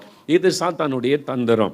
அப்போ அந்த 3 காரியத்தில் உங்களுக்கு எந்த காரியத்தில் விடுதலை தேவை, நீங்கள் அதை தெளிவாக அறிந்து கொண்டு ஜெபிக்கும் போது அந்த இடத்துல விடுதலை பெற்றுக்கொள்ள முடியும். ஆக வேகமாக இந்த 3 காரியத்தை சொல்லுகிறேன். முதலாவது, பரிசுத்த யோவான் 8ஆம் அதிகாரம் 34ஆம் வசனம்.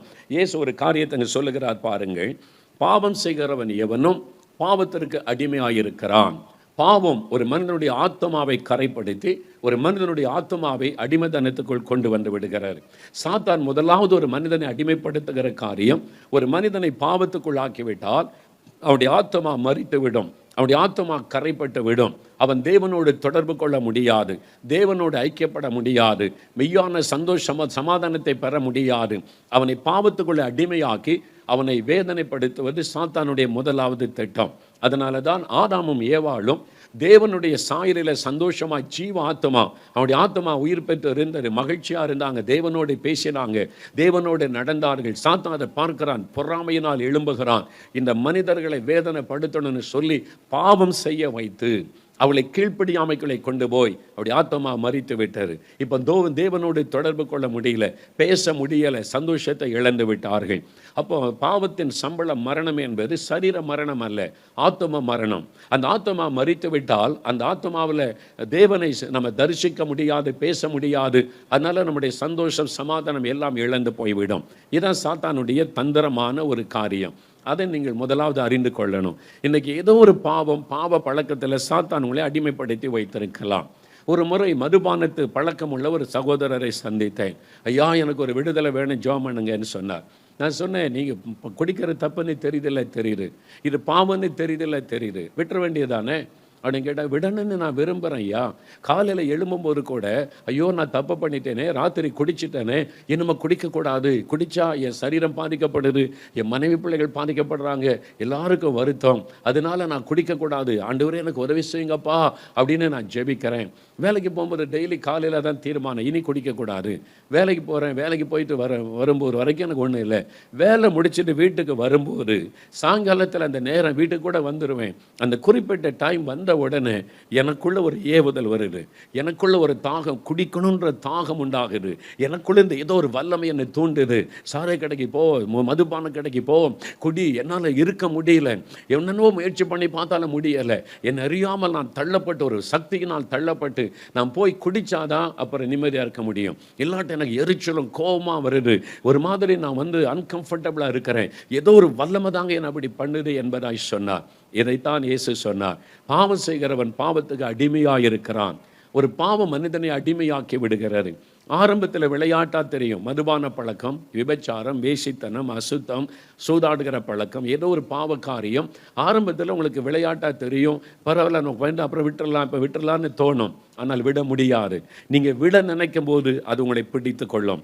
ஏன்னு சொன்னால் அதுக்கு ஒரு வல்லமை உண்டு. நீதிமொழிகள் 5:22 சொல்லுகிறது, பாவம் ஒரு மனிதனை கயிற்றை போல கட்டி விடுமா.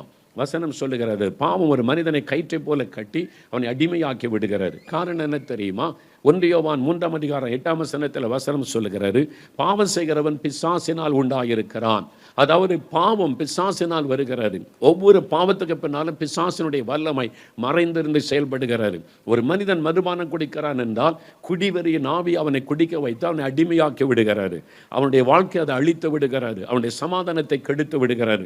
குடும்பத்தை அழித்து விடுகிறது. அதுக்கு பின்னால் இருப்பது குடிவெறியின் ஆவி. ஒரு மனிதன் விபச்சார பாவத்திலே போய் கொண்டிருக்கிறான் என்றால் இச்சையின் ஆவி அவனுக்கு பின்னாலே நின்று அவனை இச்சைக்குள்ளாக்கி அந்த விபச்சார பாவத்திலே அவனை விழ வைத்து அவனுடைய வாழ்க்கையை அதை அழித்து விடுகிறது, சந்தோஷத்தை கெடுத்து விடுகிறது. அதே மாதிரி தான் அது பெருமையின் ஆவி, எரிச்சலின் ஆவி, கோபத்தின் ஆவி, கொலை வெறியின் ஆவி, விதவிதமான அந்த ஆவிகள் விதவிதமான பாவ சுபாவத்தை நமக்குள்ளே தூண்டி நம்முடைய சமாதானத்தை கெடுத்து, குடும்ப சமாதானத்தை கெடுத்து, நான் விடணும்னு நினைக்கிறனால விட முடியல, வேண்டான்னு நினைக்கிற விட முடியல, ஐயோ இந்த பாவம் என்னை தொடருது, என் பணம்லாம் வீணாகுது, என் சந்தோஷம்லாம் போகுது, தெரிந்தாலும் அதை விட முடிவதில்லை. அதை அடிமைப்படுத்தி விடுகிறது. ஏன்னா அதுக்கு பின்னால் ஒரு ஆவி இருக்கிறது என்று வேதம் நமக்கு சொல்லுகிறது. அதனால தான் இயேசு சிலுவையிலே மரித்து சாத்தானுடைய வல்லமையை முறித்தார். அவர் தான் ஒரு மனிதனுக்கு விடுதலை கொடுக்க முடியும். நீ எத்தனை பக்தியா, எத்தனை விரதம் இருந்து, எத்தனை இடத்துக்கு போனாலும் பீடி சிகரெட்டை கூட விட முடியல, மதுபானத்தை விட முடியல. ஏன்? இத்தனை வருஷமா பிரயாசப்பட்டு பக்தியாய் போய் விட முடியல. அதிலிருந்து அதுக்கு பின்னால் இருக்கிற ஆவி, அதிலிருந்து விடுதலை பெற ஒரே ஒரு வழிதான் உண்டு. சாத்தானை ஜெயித்த இயேசுவால் தான் விடுதலை கொடுக்க முடியும். ஆனால் அவர்கிட்ட வந்துட்டா மெய்யான விடுதலை.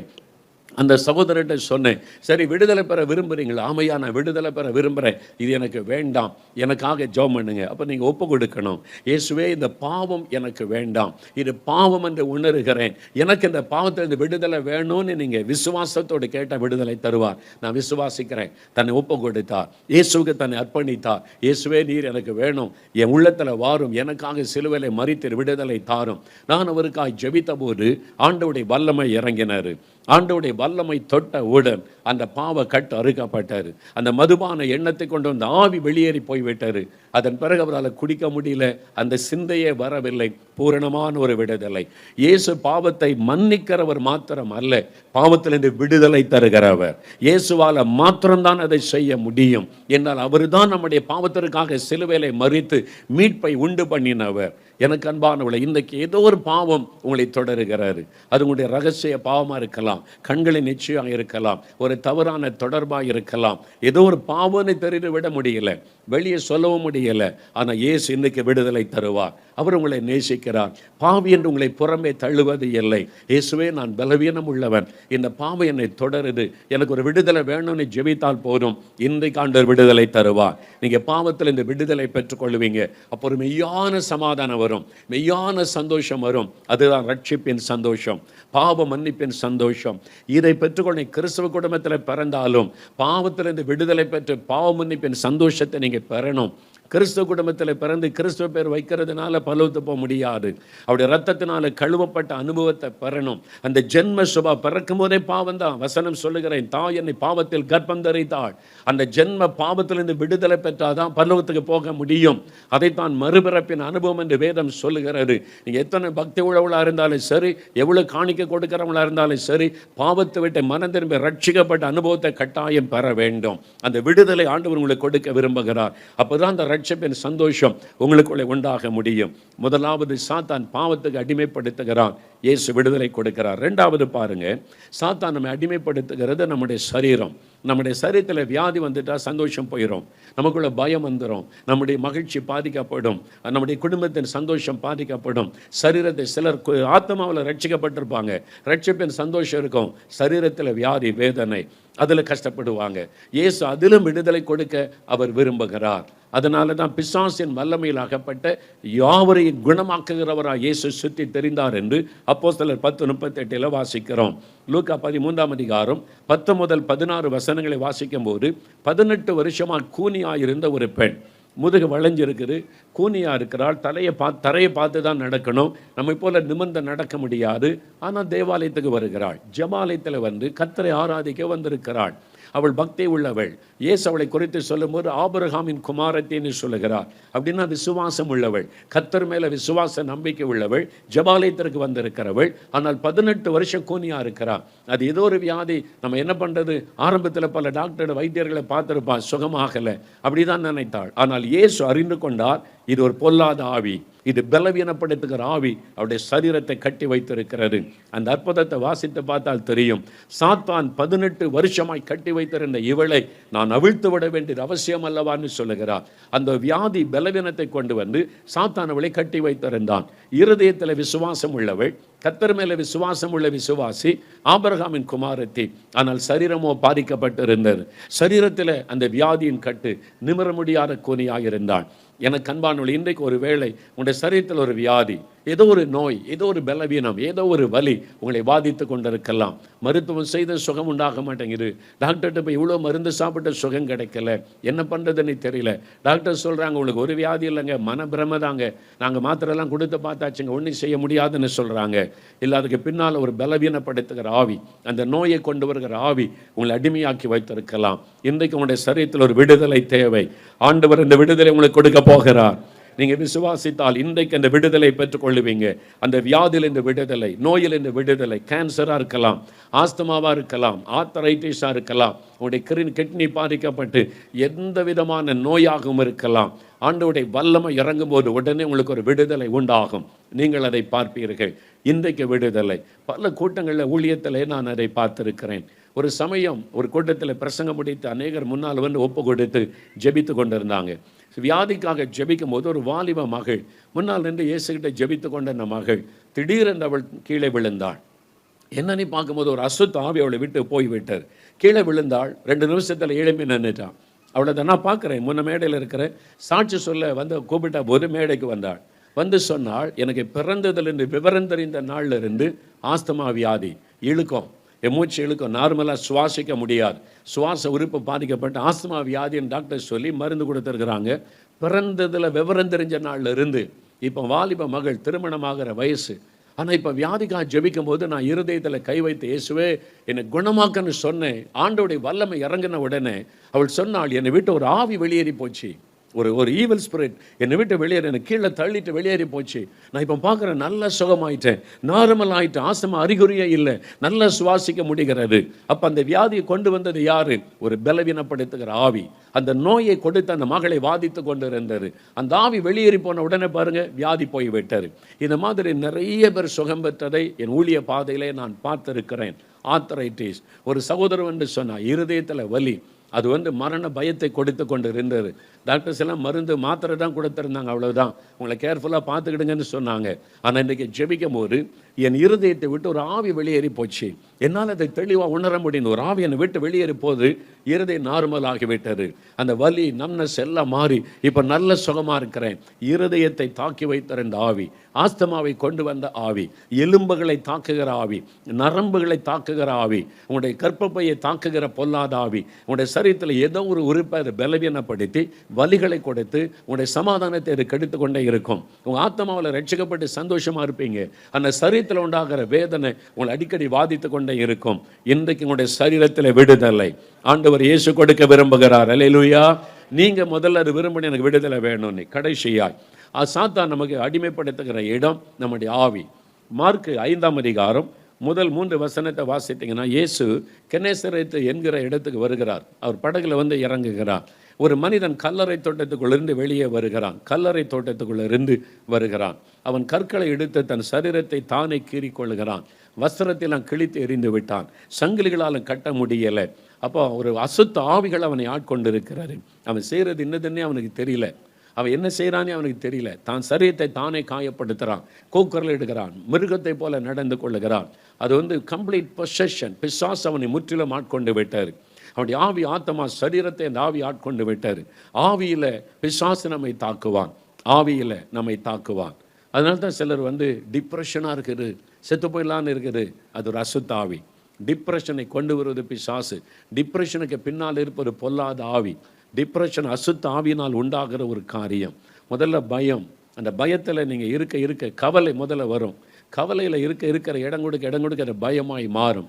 அன்றைக்கி பயத்துக்கு இடம் கொடுக்க அது டிப்ரெஷனாக மாறி சாத்தான் சொல்லுவான், செத்து போயிரு, இனி ஒன்றும் பண்ண முடியாது, உன் ஆளுக்கு அவ்வளோதான். அதுக்கு நிலைமைக்கு கொண்டு போய் இது ஒரு பிசாசு படிப்படியாக செயல்படுகிறவை. அதனால தான் ஆண்டவர் சொல்ல கவலைப்படாதுங்க. கவலைக்கு நீங்கள் கவலை வரும்போதே மேற்கொள்ளணும், அதை ஜெயிக்கணும். அந்த வழி பைபிளில் இருக்குது. ஆண்டவர் கவலை மாற்றுகிற வழி. நீங்கள் இடம் கொடுத்து கவலைக்கு இடம் கொடுக்க அது அப்படியே கொஞ்சமாக கிரியேட் ஆகி பயம் உண்டாகும். பயம், எதிர்காலத்துக்கு ஒரு பயம், என்ன ஆகும் அப்படி பயம். இந்த பயம் தாக்க சாத்தான் உள்ளே நுழைந்து மன அழுத்தத்தை கொண்டு வந்து டிப்ரெஷன், தூங்க முடியாது, பார்த்தாலும் மனதில் போராட்டம், செத்துடலான்னு தோணுது. அதுக்கு பின்னால் இருக்கிறது ஒரு ஆவி. இன்றைக்கு சிலருக்குள்ள அந்த போராட்டம் இருக்குது. உங்களுடைய மனதில் அந்த போராட்டம், இன்றைக்கி இயேசு உங்களுக்கு விடுதலை கொடுக்க விரும்புகிறார். அந்த டிப்ரெஷன், மன அழுத்தம், அதிலிருந்து விடுதலை. பயம், எப்பவும் ஒரு பயம், திகில், ராத்திரி தூங்க முடியல, மரண பயம், செத்தெல்லாம் தோணுது. அதுக்கு பின்னால் இருப்பது ஒரு தற்கொலையின் ஆவி, பயத்தை கொடுக்கிற ஆவி. அது மரணத்தை கொண்டு வர நினைக்கிற பிசாசு. அது அழிக்கப்பட்ட உடனே பாருங்கள் ஒரு பெரிய மாற்றம் வந்துடும். அந்த ஆவி வெளியேறின உடனே உங்களை விட்டு போவது உங்களுக்கு தெரியும். உங்களுடைய மனதை விட்டு அந்த ஆவி வெளியேறுவது உங்களுக்கு தெரியும். இயேசுவின் நாமத்தை சொன்னால் விடுதலை. அல்லேலூயா. அதுக்கு இன்றைக்கே இப்பொழுதே நீங்கள் விடுதலை பெற்றுக்கொள்ள முடியும். நீங்கள் விசுவாசித்தால் போதும். நமக்கு இதிலிருந்து விடுதலை கொடுக்க இயேசு சிலுவையிலே தன்னை பலியாய் கொடுத்தார். நம்முடைய பாவத்தை அவர் தன்மீது ஏற்றுக்கொண்டு சிலுவையிலே மரித்தார். அந்த நம்ம 1 பேதுரு 2:24 அப்படி வாசிக்கிறோம். மத்தேயு 8:17 சொல்லுகிறது நம்முடைய நோய்களை அவர் சிலுவையிலே ஏற்றுக்கொண்டார். கலாத்தியர் 3:13 சொல்லுகிறது நம்முடைய சாபத்தை அவர் சிலுவையிலே ஏற்றுக்கொண்டார். ஏசாயா 53:4 சொல்லுகிறது நம்முடைய துக்கங்கள் பாடுகளை சிலுவையிலே ஏற்றுக்கொண்டார். நமக்கு ஒரு முழு விடுதலை கொடுக்க, பாவம், வியாதி, சாபம், இந்த டிப்ரெஷன் எல்லா சத்துருடைய கிரியைகளை அழித்து விடுதலை கொடுக்க சிலுவையிலே தன்னையே பலியாய் கொடுத்து விட்டார். அவர் மூலமாக அவங்களுக்கு விடுதலை இன்றைக்கு உண்டாகும். ஜெபிக்க முடியும். அவர் எழுந்து நிற்போம். எல்லாரும் ஜெபம் பண்ணுவதற்கு எளிமை நில்லுங்க. முக்கியமான நேரம் இந்த நேரம். எல்லாம் ஒருமனப்படணும், கருத்தாக ஜெபிக்கணும். அப்போ தான் நம்ம விடுதலையை, அற்புதத்தை பெற்றுக்கொள்ள முடியும். எல்லாரும் எளிமை நில்லுங்க. எல்லாரும் என்ன கவனிங்க. Thank you Lord. ஒரு மனமாய் இந்த ஜெப நேரத்தில் நீங்கள் அற்புதங்களை பெற விசுவாசத்தோடு ஒரு மனமாய் ஜெபிக்கணும். நான் சொன்னேன், மோகலாசஸ் அற்புதம் செய்ய முடியாது, இயேசு தான். அப்போ இயேசுவை நாமத்தை சொல்லி ஒரு மனமாய் கூப்பிட போகிறோம். எல்லாரும் கவனமாக என்னை கேளுங்க. ஒவ்வொரு காரியமாக நாம் ஜெபிக்க போகிறோம். 3 காரியம். முதலாவது உங்களுடைய ஆத்மாவில் விடுதலை. பாவ கட்டுகள் இருந்தால் அதில் விடுதலை, பாவ மன்னிப்பு, உங்களுடைய உள்ளத்தில் தேவ சமாதானம், அதை முதலாவது பெற்றுக்கொள்ளணும். பாவத்திலிருந்து விடுதலை. 2வது உங்களுடைய சரீரத்தில் நோயிலிருந்து விடுதலை. 3வது உங்களுடைய ஆவியில் விடுதலை. இந்த 3 காரியத்துக்காக ஜெபிக்க போகிறோம். அதன் பிறகு உங்களுடைய ஆசீர்வாதத்துக்காக, உங்களுடைய வேலை, உங்களுடைய குடும்பம், உங்களுடைய வருமானம், உங்களுடைய விசா பிரச்சனை, எல்லா காரியத்திற்காக இன்றைக்கு ஆசீர்வாதத்தை நம்ம ஜெபிக்க போகிறோம். ஆண்டவருக்கு முன்னால் நம்ம நின்று கொண்டிருக்கிறோம். உங்களுக்காக ஒரு சிலுவையிலே தன்னை பலியாய் கொடுத்தார். ஒரு நிமிடம் எல்லா கண்களை மூடுங்க. சிலுவையில் ரத்த சிந்தி மரித்த இயேசுவை கண் முன்னால் நிறுத்துங்க. உங்களுக்காகத்தான். நீங்கள் கிறிஸ்தவங்களாக இருக்கலாம், கிறிஸ்தவர் அல்லாதவங்களாக இருக்கலாம். உங்களுக்காக இயேசு சிலுவை சுமந்தார். உங்களுடைய பாவங்களை சுமந்தார், நோய்களை சுமந்தார், சாபங்களை சுமந்தார். உங்களுக்கு விடுதலை கொடுக்க உங்களுக்காக தன்னை பலியாய் கொடுத்தார். இயேசுவே, நான் அதை விசுவாசிக்கிறேன். சொல்லுங்க. எனக்காக நீ சிலுவையில் மரித்ததை நான் விசுவாசிக்கிறேன். என் பாவங்கள், வியாதிகள், சாபங்கள் எல்லாவற்றையும் சிலுவையிலே சுமந்தேன். எனக்காக பிசாசுடைய வல்லமைகளை அழிக்க சிலுவைக்கு போனீர். நான் அதை விசுவாசிக்கிறேன். என் விடுதலைக்காக பலியாய் கொடுத்தீர். விசுவாசத்தை அறிக்கையிடுங்க.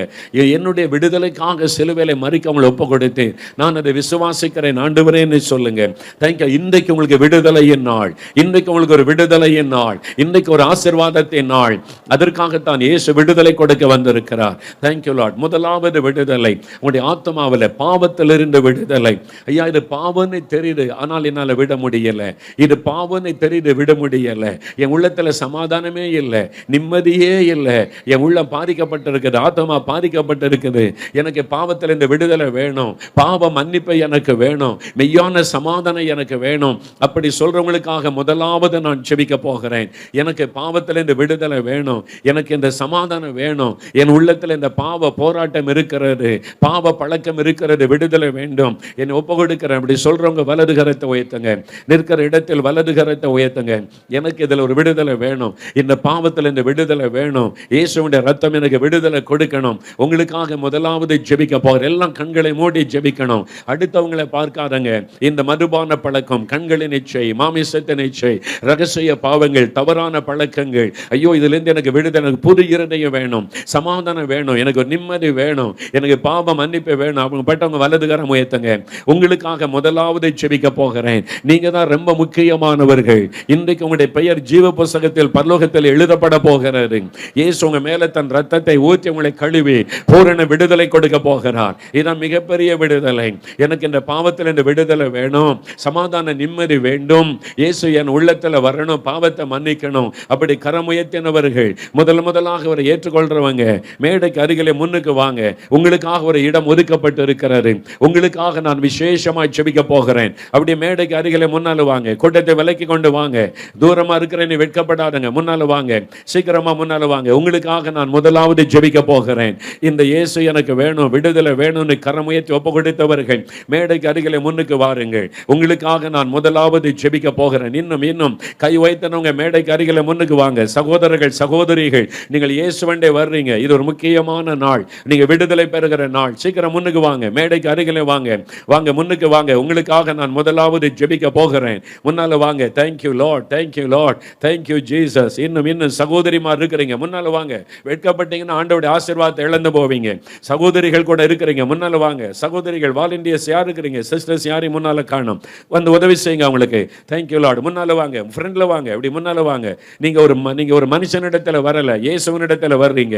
ஆண்டவர் உங்களோட தெளிவா பேசி இருக்கிறார். இன்னைக்கு உங்களுக்கு ஒரு விடுதலையின் நாள், சமாதானத்தின் நாள், நிம்மதியை பெறுகிற நாள், பாவ கட்டளிலிருந்து விடுதலை பெறுகிற நாள். முன்னால வாங்க, முன்னால வாங்க. Thank you Lord. இன்னும் இருக்கிறீங்க, முன்னால வாங்க. Thank you Lord. எனக்கு ஒரு விடுதலை வேணும், சமாதானம் வேணும், ஒரு நிம்மதி வேணும். ஆண்டவருடைய ரத்தம் என்னை கழுவணும், எனக்கு பாவத்திலிருந்து விடுதலை வேண்டும் என்கிறவர்கள் இன்னும் சிலர் இருக்கிறீங்க, பின்னால் இருக்கிறீங்க, முன்னால வாங்க. Thank you Lord. உமக்கு நன்றி ஆண்டவரே. முதலாவது உங்களை ஆண்டவருடைய கரத்தில் அர்ப்பணித்து நான் ஜெபிக்க போகிறேன். Thank you Jesus. உமக்கு நன்றி, உமக்கு நன்றி. உம்முடைய பிரசன்னத்திற்காக நன்றி, உம்முடைய வல்லமைக்காக நன்றி. Thank you Lord. இன்னும் 2 நிமிஷம் நான் டைம் கொடுக்கிறேன். சகோதரனே, உன்னோடு ஆண்டவர் போராடி கொண்டிருக்கிறார். இதுதான் ஆண்டவர் உனக்கு கொடுக்கிற தருணமாயிருக்கலாம். இன்றைக்கு உன் பாவம் மன்னிக்கப்பட, பாவத்திலிருந்து விடுதலை பெறுகிற ஒரு நாள் இது. இந்த நாளை விட்டுவிட்டால் ஒருவேளை இன்னொரு சந்தர்ப்பம் கிடைக்காமல் போய்விடலாம். வாருங்கள், இயேசுவண்டே வாருங்க. சகோதரி வந்து ஆண்டவருடைய சமூகத்தில் வாருங்கள். ஆண்டவர் இயேசு உங்களை நேசிக்கிறபடியால் அழைக்கிறார். இதுவரை செய்கிற பாவத்திற்கு ஒரு மன்னிப்பு, பாவத்திலிருந்து விடுதலை, அதற்காக இயேசு உங்களை அழைக்கிறார். Thank you Lord. இன்னும் யாரோ ஒரு சகோதரி உள்ளத்துல போராட்டம், நீங்க வெட்கப்பட்டு கொண்டிருக்கிறீங்க. வெட்கப்பட்டால் ஆசீர்வாதத்தை இழந்து போவீங்க. இயேசு கிட்ட வருவதற்கு நீங்கள் வெட்கப்பட்டால் ஆண்டவருடைய பெரிய ஆசீர்வாதத்தை இழந்து போவீங்க. வாலிப தம்பி, நீ வாய் பொழுது. Thank you Lord. எல்லாரும் பின்னால் இருக்கிற எல்லாருமே வலதுகரம் உயர்த்தி இப்ப நம்ம ஜெபிக்க போகிறோம். முன்னால் வந்திருக்கிறவர்கள் இருதயத்தில் வலதுகரம் வைங்க. உங்களுடைய இருதயத்தில் வலதுகரம் வைத்து, இயேசுவே என் உள்ளத்திலே வாரும், இயேசுவே உம்முடைய ரத்தத்தினால் என்னை கழுவும். சொல்லுங்க, இயேசுவே என் உள்ளத்திலே வாரும், இயேசுவே உம்முடைய ரத்தத்தினால் என்னை கழுவும், இயேசுவே என் பாவங்களை மன்னியும், இயேசுவே உம்முடைய ரத்தம் என்னை கழுவட்டும், இயேசுவே மன்னியும் மன்னியும் மன்னியும், எனக்கு ஒரு விடுதலை தாரும், இந்த பாவத்திலிருந்து விடுதலை தாரும், இந்த பாவ கட்டலிருந்து விடுதலை தாரும், எனக்கு ஒரு மெய் சமாதானத்தை தாரும். ஜெபம் பண்ணுங்க. ஆண்டவருடைய வல்லமை இறங்கி கொண்டு இருக்கிறாரு. Thank you lord, thank you lord, thank you lord. Hallelujah. உமக்கு நன்றி தகப்பனே. கல்வாரி சிலுவையில் இவர்களுக்காக ரத்தம் சிந்தின தேவனே, இவருடைய பாவங்கள் சாபங்களை சுமந்து தீர்த்தவரே, இது உம்முடைய ரத்தத்தின் வல்லமை இவர்களுக்குள்ளே இறங்குவதாக. இன்றைக்கு இந்த பாவ கட்டுகள் அறுக்கப்படுவதாக. பாவத்தை கொண்டு வருகிற பொல்லாத ஆவியின் வல்லமைகள் இப்பொழுது இயேசுவின் நாமத்தில் வெளியேறுவதாக. பாவத்தை கொண்டு வருகிற சாத்தானுடைய கிரியைகள் அழிக்கப்படுவதாக. ஆண்டவரே, பாவத்தை தூண்டுகிற ஆவிகள், குடிவெறியை தூண்டுகிற ஆவிகள் இயேசுவின் நாமத்தில் வெளியேறட்டும். இச்சையை தூண்டுகிற ஆவிகள் இயேசுவின் நாமத்தில் வெளியேறட்டும். சமாதானத்தை கெடுக்கிற ஆவிகள் இயேசுவின் நாமத்தில் வெளியேறுவதாக. விடுதலை உண்டாவதாக.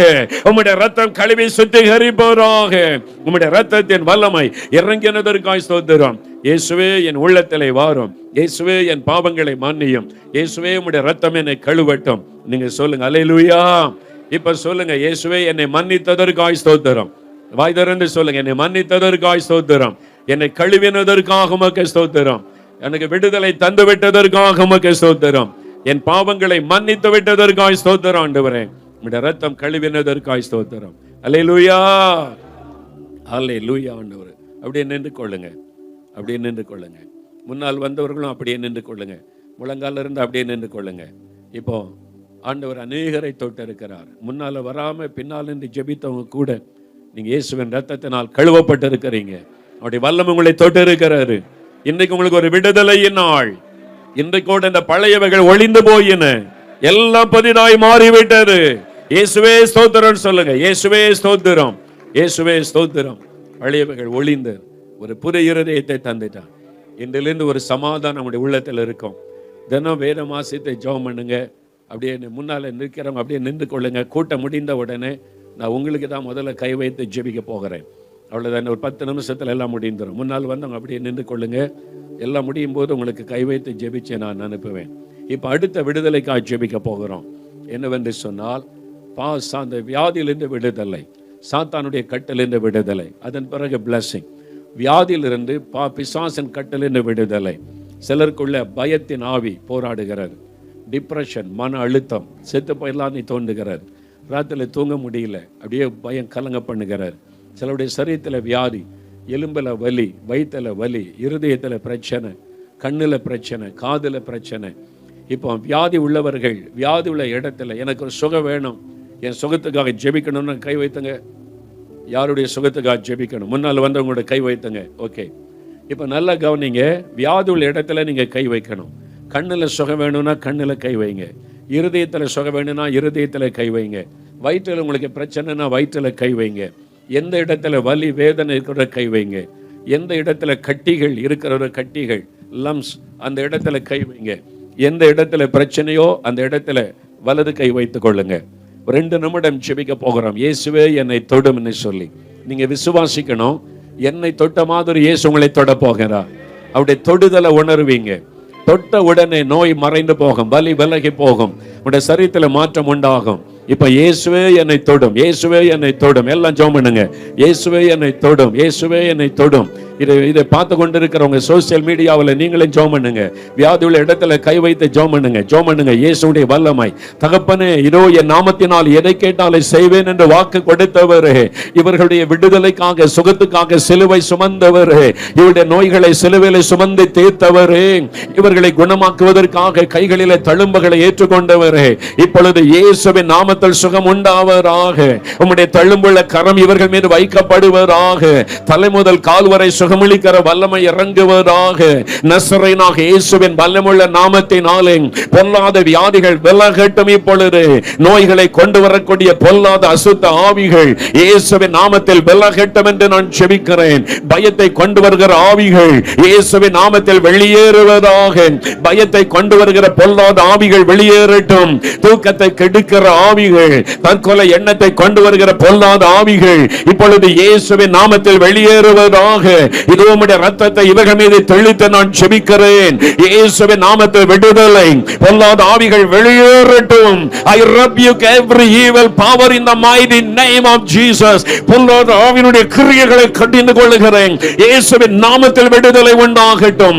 பயத்தின் ஆவிகள் விலகட்டும். இப்பொழுது பலவீனத்தின் ஆவிகள் விலகட்டும். இயேசுவின் நாமத்தில் நோய்களை கொண்டு வருகிற ஆவிகள் விலகட்டும். இப்பொழுது இயேசுவின் நாமத்தில் விடுதலை.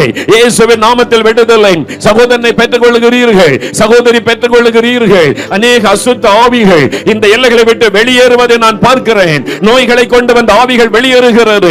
சிலருடைய கண்களை ஆண்டவர் தொடுகிறார். இப்பொழுது கண்களிலே காணப்படுகிற நோய்கள் மறைகிறது. குருட்டு ஆவிகள் இயேசுவின் நாமத்தில் விலகட்டும். இப்பொழுதே தெளிவான பார்வை உண்டாவதாக. கண்களிலே ஆசீர்வாதமான மாற்றம் பார்வை வரட்டும். இயேசுவின் நாமத்தில் செவிட்டு ஆவிகளை கடிந்து கொள்ளுகிறேன். காதுகளை பாதிக்கிற ஆவிகள், செவிகளை உண்டாக்குகிற ஆவிகள் இயேசுவின் நாமத்தில் வெளியேறுவதாக. அந்த ஆவியின் கட்டுகள் அறுக்கப்படுவதாக. காதுகள் திறக்கப்படுவதாக. செவிட்டு ஆவிகள் வெளியேறுகிறது. காதுகளிலே மாற்றம் வருகிறது. கண்களிலே மாற்றம் வருகிறது. இயேசுவே ஸ்தோத்திரம் என்று சொல்லுங்கள். இப்பொழுது நரம்புகளை ஆண்டவர் தொடுகிறார். எலும்புகளை ஆண்டவருடைய வல்லமை தொடுகிறது. எலும்புகளை தாக்கி இருக்கிற பொல்லாத ஆவிகள் இப்பொழுது இயேசுவின் நாமத்தில் விலகுவதாக. பக்கவாத நோயை கொண்டு வந்திருக்கிற சாத்தானை கடிந்து கொள்ளுகிறேன். திமிர்வாத நோயை கொண்டு வந்திருக்கிற ஆவியை கடிந்து கொள்ளுகிறேன். ஆர்த்தரைட்டிஸ் மறையட்டும் இயேசுவின் நாமத்தில். முடக்கு வாதங்கள் விலகட்டும் இயேசுவின் நாமத்தில். நரம்புகளுக்குள்ளே வல்லமை இறங்குவதாக. எலும்புகளுக்குள் இயேசுவின் நாமத்தில் வல்லமை இறங்குவதாக. நடக்க முடியாதவர்கள் நடப்பார்களாக. கைகளை பயன்படுத்த முடியாதவர்கள் சுகம் அடைவார்களாக. முதுகு தண்டிலே வல்லமை இறங்குவதாக. இயேசுவின் நாமத்தில் விடுதலை. இயேசுவின் நாமத்தில் விடுதலை. இயேசுவே ஸ்தோத்திரம். எனக்கு விடுதலை சொல்லுங்க, சொல்லுங்க. ஆண்டவருடைய வல்லமை தொடுகிறது தொடுகிறது. விஜயகுமாரை ஆண்டவர் தொடுகிறார். விஜயகுமாரை ஆண்டவர் இயேசு தொடுகிறார். சுகம் உண்டாகிறது. இயேசுவே விஜயகுமாரை தொடுகிறதற்காக, விடுதலை உண்டாக்குகிறதற்காக நன்றி. கணேஷை ஆண்டவர் தொடுகிறதற்காக நன்றி. கணேசை தொடும் ஆண்டவரை, தொடுமடை வல்லமை இறங்கட்டும். அந்த வலிகள் மாறட்டும், எலும்புகளிலே சுகம் வரட்டும். இயேசுவின் நாமத்தில் சுகம் உண்டாகிறது. அதற்காக நன்றி. இயேசுவுக்கு நன்றி, இயேசுவுக்கு நன்றி. Thank you Lord. ஜாஸ்மினை ஆண்டவர் தொடுகிறதற்காக நன்றி. ஜாஸ்மினுக்கு விடுதலை உண்டாகிறது. கட்டுகள் அறுக்கப்படுகிறது. இயேசுவின் நாமத்தில் விடுதலை கொடுக்கிற ஆண்டவருக்கு நன்றி. இயேசுவுக்கு நன்றி. லட்சுமியை ஆண்டவர் தொடுகிறீர் ஆண்டவரே. லட்சுமிக்கு விடுதலை, வலிகள் எல்லாம் மாறுகிறது. விடுதலை கொடுக்கிற இயேசுவுக்கு நன்றி. ஒவ்வொருவரை தொடும். எல்லா வாய் திறந்து துதிக்க ஆரம்பிங்க. ஆண்டவருடைய வல்லமை இறங்கி கொண்டிருக்கிறது. நோய்கள் மறைகிறது. கட்டுகள் அறுக்கப்பட்டு கொண்டிருக்கிறது. ஞானராஜை ஆண்டவர் தொடுகிறீர். இப்பொழுது ஞானராஜுக்கு சுகம், முருக தண்டிலே சுகம், அந்த வலி மாறுகிறது. இயேசுவின் நாமத்தில் ஆண்டவர் கொடுக்கிற விடுதலைக்காக நன்றி. ஒவ்வொருவரை தொடும் ஆண்டவரே. பொல்லாத ஆவிகள் விலகட்டும், பொல்லாத நோய்கள் விலகட்டும். இயேசுவின் நாமத்தில் அற்புதங்கள் நடப்பதாக. எலும்புகளிலே சுகம் உண்டாவதாக. பொல்லாத அசுத்த ஆவிகள் வெளியேறுவதாக. அந்த கட்டுகள் அறுக்கப்படுவதாக. கட்டிகள் மாறுகிறது. கட்டிகள் லம்ஸ். ஒரு சகோதரி, உங்களுடைய வயிற்று பகுதியில் இந்த கட்டி மறைகிறது. வயிற்று பகுதியில் இந்த கட்டி மறைகிறது. சகோதரி, விடுதலை பெற்றுக் கொள்ளுகிறீர்கள். இன்னொரு சகோதரி, உங்களுக்கு ஆபரேஷன் ஆகி இருக்கிறது. ஆபரேஷன் ஆகியும் அந்த இடத்தில் வலி போகவில்லை. ஆபரேஷன் பண்ணின இடத்தில் மறுபடியும் வலி. அதனால வேதனையோடு வந்திருக்கிறீர்கள். திரும்பவும் ஆபரேஷன் பண்ண வேண்டும் என்று மருத்துவர்கள் சொல்லுகிறபடியினால் மன வேதனையோடு வந்திருக்கிற சகோதரி, இயேசுவின் வல்லமை உங்களை தொடுகிறது. இயேசுவின் தழும்புகளால் சுகம் உண்டாகிறது. இன்னொரு ஆபரேஷன் உங்களுக்கு அவசியம் இல்லை. டாக்டர்ஸே அதை சொல்லுவார்கள். இதோ இயேசுவுடைய தழும்புகளால் குணமாகிறீர்கள். இயேசுவுக்கு ஸ்தோத்திரம்னு சொல்லுங்க. ஆண்டவருடைய வல்லமை தொடுகிறதற்காக நன்றி. நன்றி லலிதா. ஆண்டவருடைய கரம் லலிதாவை தொடுகிறது. தலையில் இருக்கிற வலி எல்லாம் மாறுகிறது. ஐயோ, அது ஒரு மரண வலி. இயேசுவின் நாமத்தில் மறைகிறது. இயேசுவின் நாமத்தில் ஆண்டவர் கொடுக்கிற விடுதலைக்காக நன்றி. சரோஜாவை ஆண்டவர் தொடுகிறார். சரோஜாவுக்கு விடுதலை இயேசுவின் நாமத்தில். ஆண்டவர் பயத்தை மாற்றுகிறார். தூக்கத்தை கெடுக்கிற ஆவி வெளியேறுகிறது. அதற்காக நன்றி. இப்பொழுது பயத்தின் ஆவி அநேகரை விட்டு வெளியேறுகிறது. இரவு தூக்கத்தை கெடுக்கிற பொல்லாத ஆவிகள் இயேசுவின் நாமத்தில் வெளியேறுகிறது. டிப்ரஷனை, மன அழுத்தத்தை கொண்டு வருகிற ஆவிகள் இயேசுவின் நாமத்தில் விலகுகிறது. இயேசுவுக்கு நன்றி, இயேசுவுக்கு நன்றி, இயேசுவுக்கு நன்றி. Thank you Lord. சுரேஷ் ஆண்டவர் இயேசு உங்களை தொடுகிறார். இப்பொழுது சுரேஷனை தொடுகிறீர் ஆண்டவரே. அந்த பயம், மன அழுத்தம் எல்லாம் விலகுகிறது. இயேசுவின் நாமத்தில் ஒவ்வொருவருக்கும் விடுதலை. தலை முதல் கால் வரை உம்முடைய வல்லமை இறங்குவதாக. எலும்புகள் நரம்புகளில் சுகம் உண்டாவதாக. ஆஸ்துமா வியாதிகள் விலகட்டும் இயேசுவின் நாமத்தினாலே. அல்சர் வியாதிகள் மறையட்டும் இயேசுவின் நாமத்தினாலே. எல்லா கட்டுகளும் அறுக்கப்படட்டும் இயேசுவின் நாமத்தில். எல்லா வலதுகரமும் வைத்துங்க. இயேசுவே ஸ்தோத்திரம். என்னை தொடுகிறதற்காக ஸ்தோத்திரம். வாய் திறந்து சொல்லுங்க. வாய் திறந்து நல்லா துதிங்க. என்னை தொடுகிறதற்காய் நன்றி. இயேசுவே உமக்கு நன்றி, உமக்கு நன்றி. சொல்லுங்க. கிறிஸ்டி, நீங்க சுகமாக்கப்பட்டு விட்டீங்க. வாய் திறந்து ஆண்டவரை துதிங்க. கிறிஸ்டி, நீங்க சுகமாக்கப்பட்டு விட்டீர்கள். இயேசுவே ஸ்தோத்திரம். வாய் திறந்து சொல்லுங்க. இயேசுவுக்கு நன்றி சொல்லுங்க. அந்தோணி, நீங்கள் குணமாக்கப்பட்டு விட்டீங்க. உங்களுடைய பயம் விலகி விட்டது. பயத்தின் ஆவி விலகி விட்டது. அந்தோணி சுகம் பெற்று விட்டீர்கள். இயேசுவுக்கு நன்றி சொல்லுங்க. அல்லேலூயான்னு சொல்லுங்க. இயேசுவுக்கு நன்றி. வின்சென்ட், ஆண்டவருடைய கரங்களை தொட்டு விட்டது. வின்சென்ட், எலும்புகளில் சுகம் உண்டாகி விட்டது. ஒரு மரண பயம், ராத்திரியில் தூங்க முடியாது. இன்றைக்கு விடுதலை பெற்று விட்டீர்கள். இயேசுவுக்கு நன்றி சொல்லுங்க. இயேசுவுக்கு நன்றி. அல்லேலூயா, ஹல்லேலூயா, உமக்கு நன்றி. ஆண்டவரே, உம்முடைய வல்லமை ஒவ்வொருவர் மேல இறங்கினதற்காய், சாத்தானுடைய கட்டுகள் அறுக்கப்பட்டு போனதற்காய் ஸ்தோத்திரம். பொல்லாத ஆவியின் வல்லமை அழிக்கப்பட்டதற்காய் ஸ்தோத்திரம். இயேசுவின் நாமத்தில் விடுதலை. இயேசுவின் நாமத்தில். அல்லேலூயா.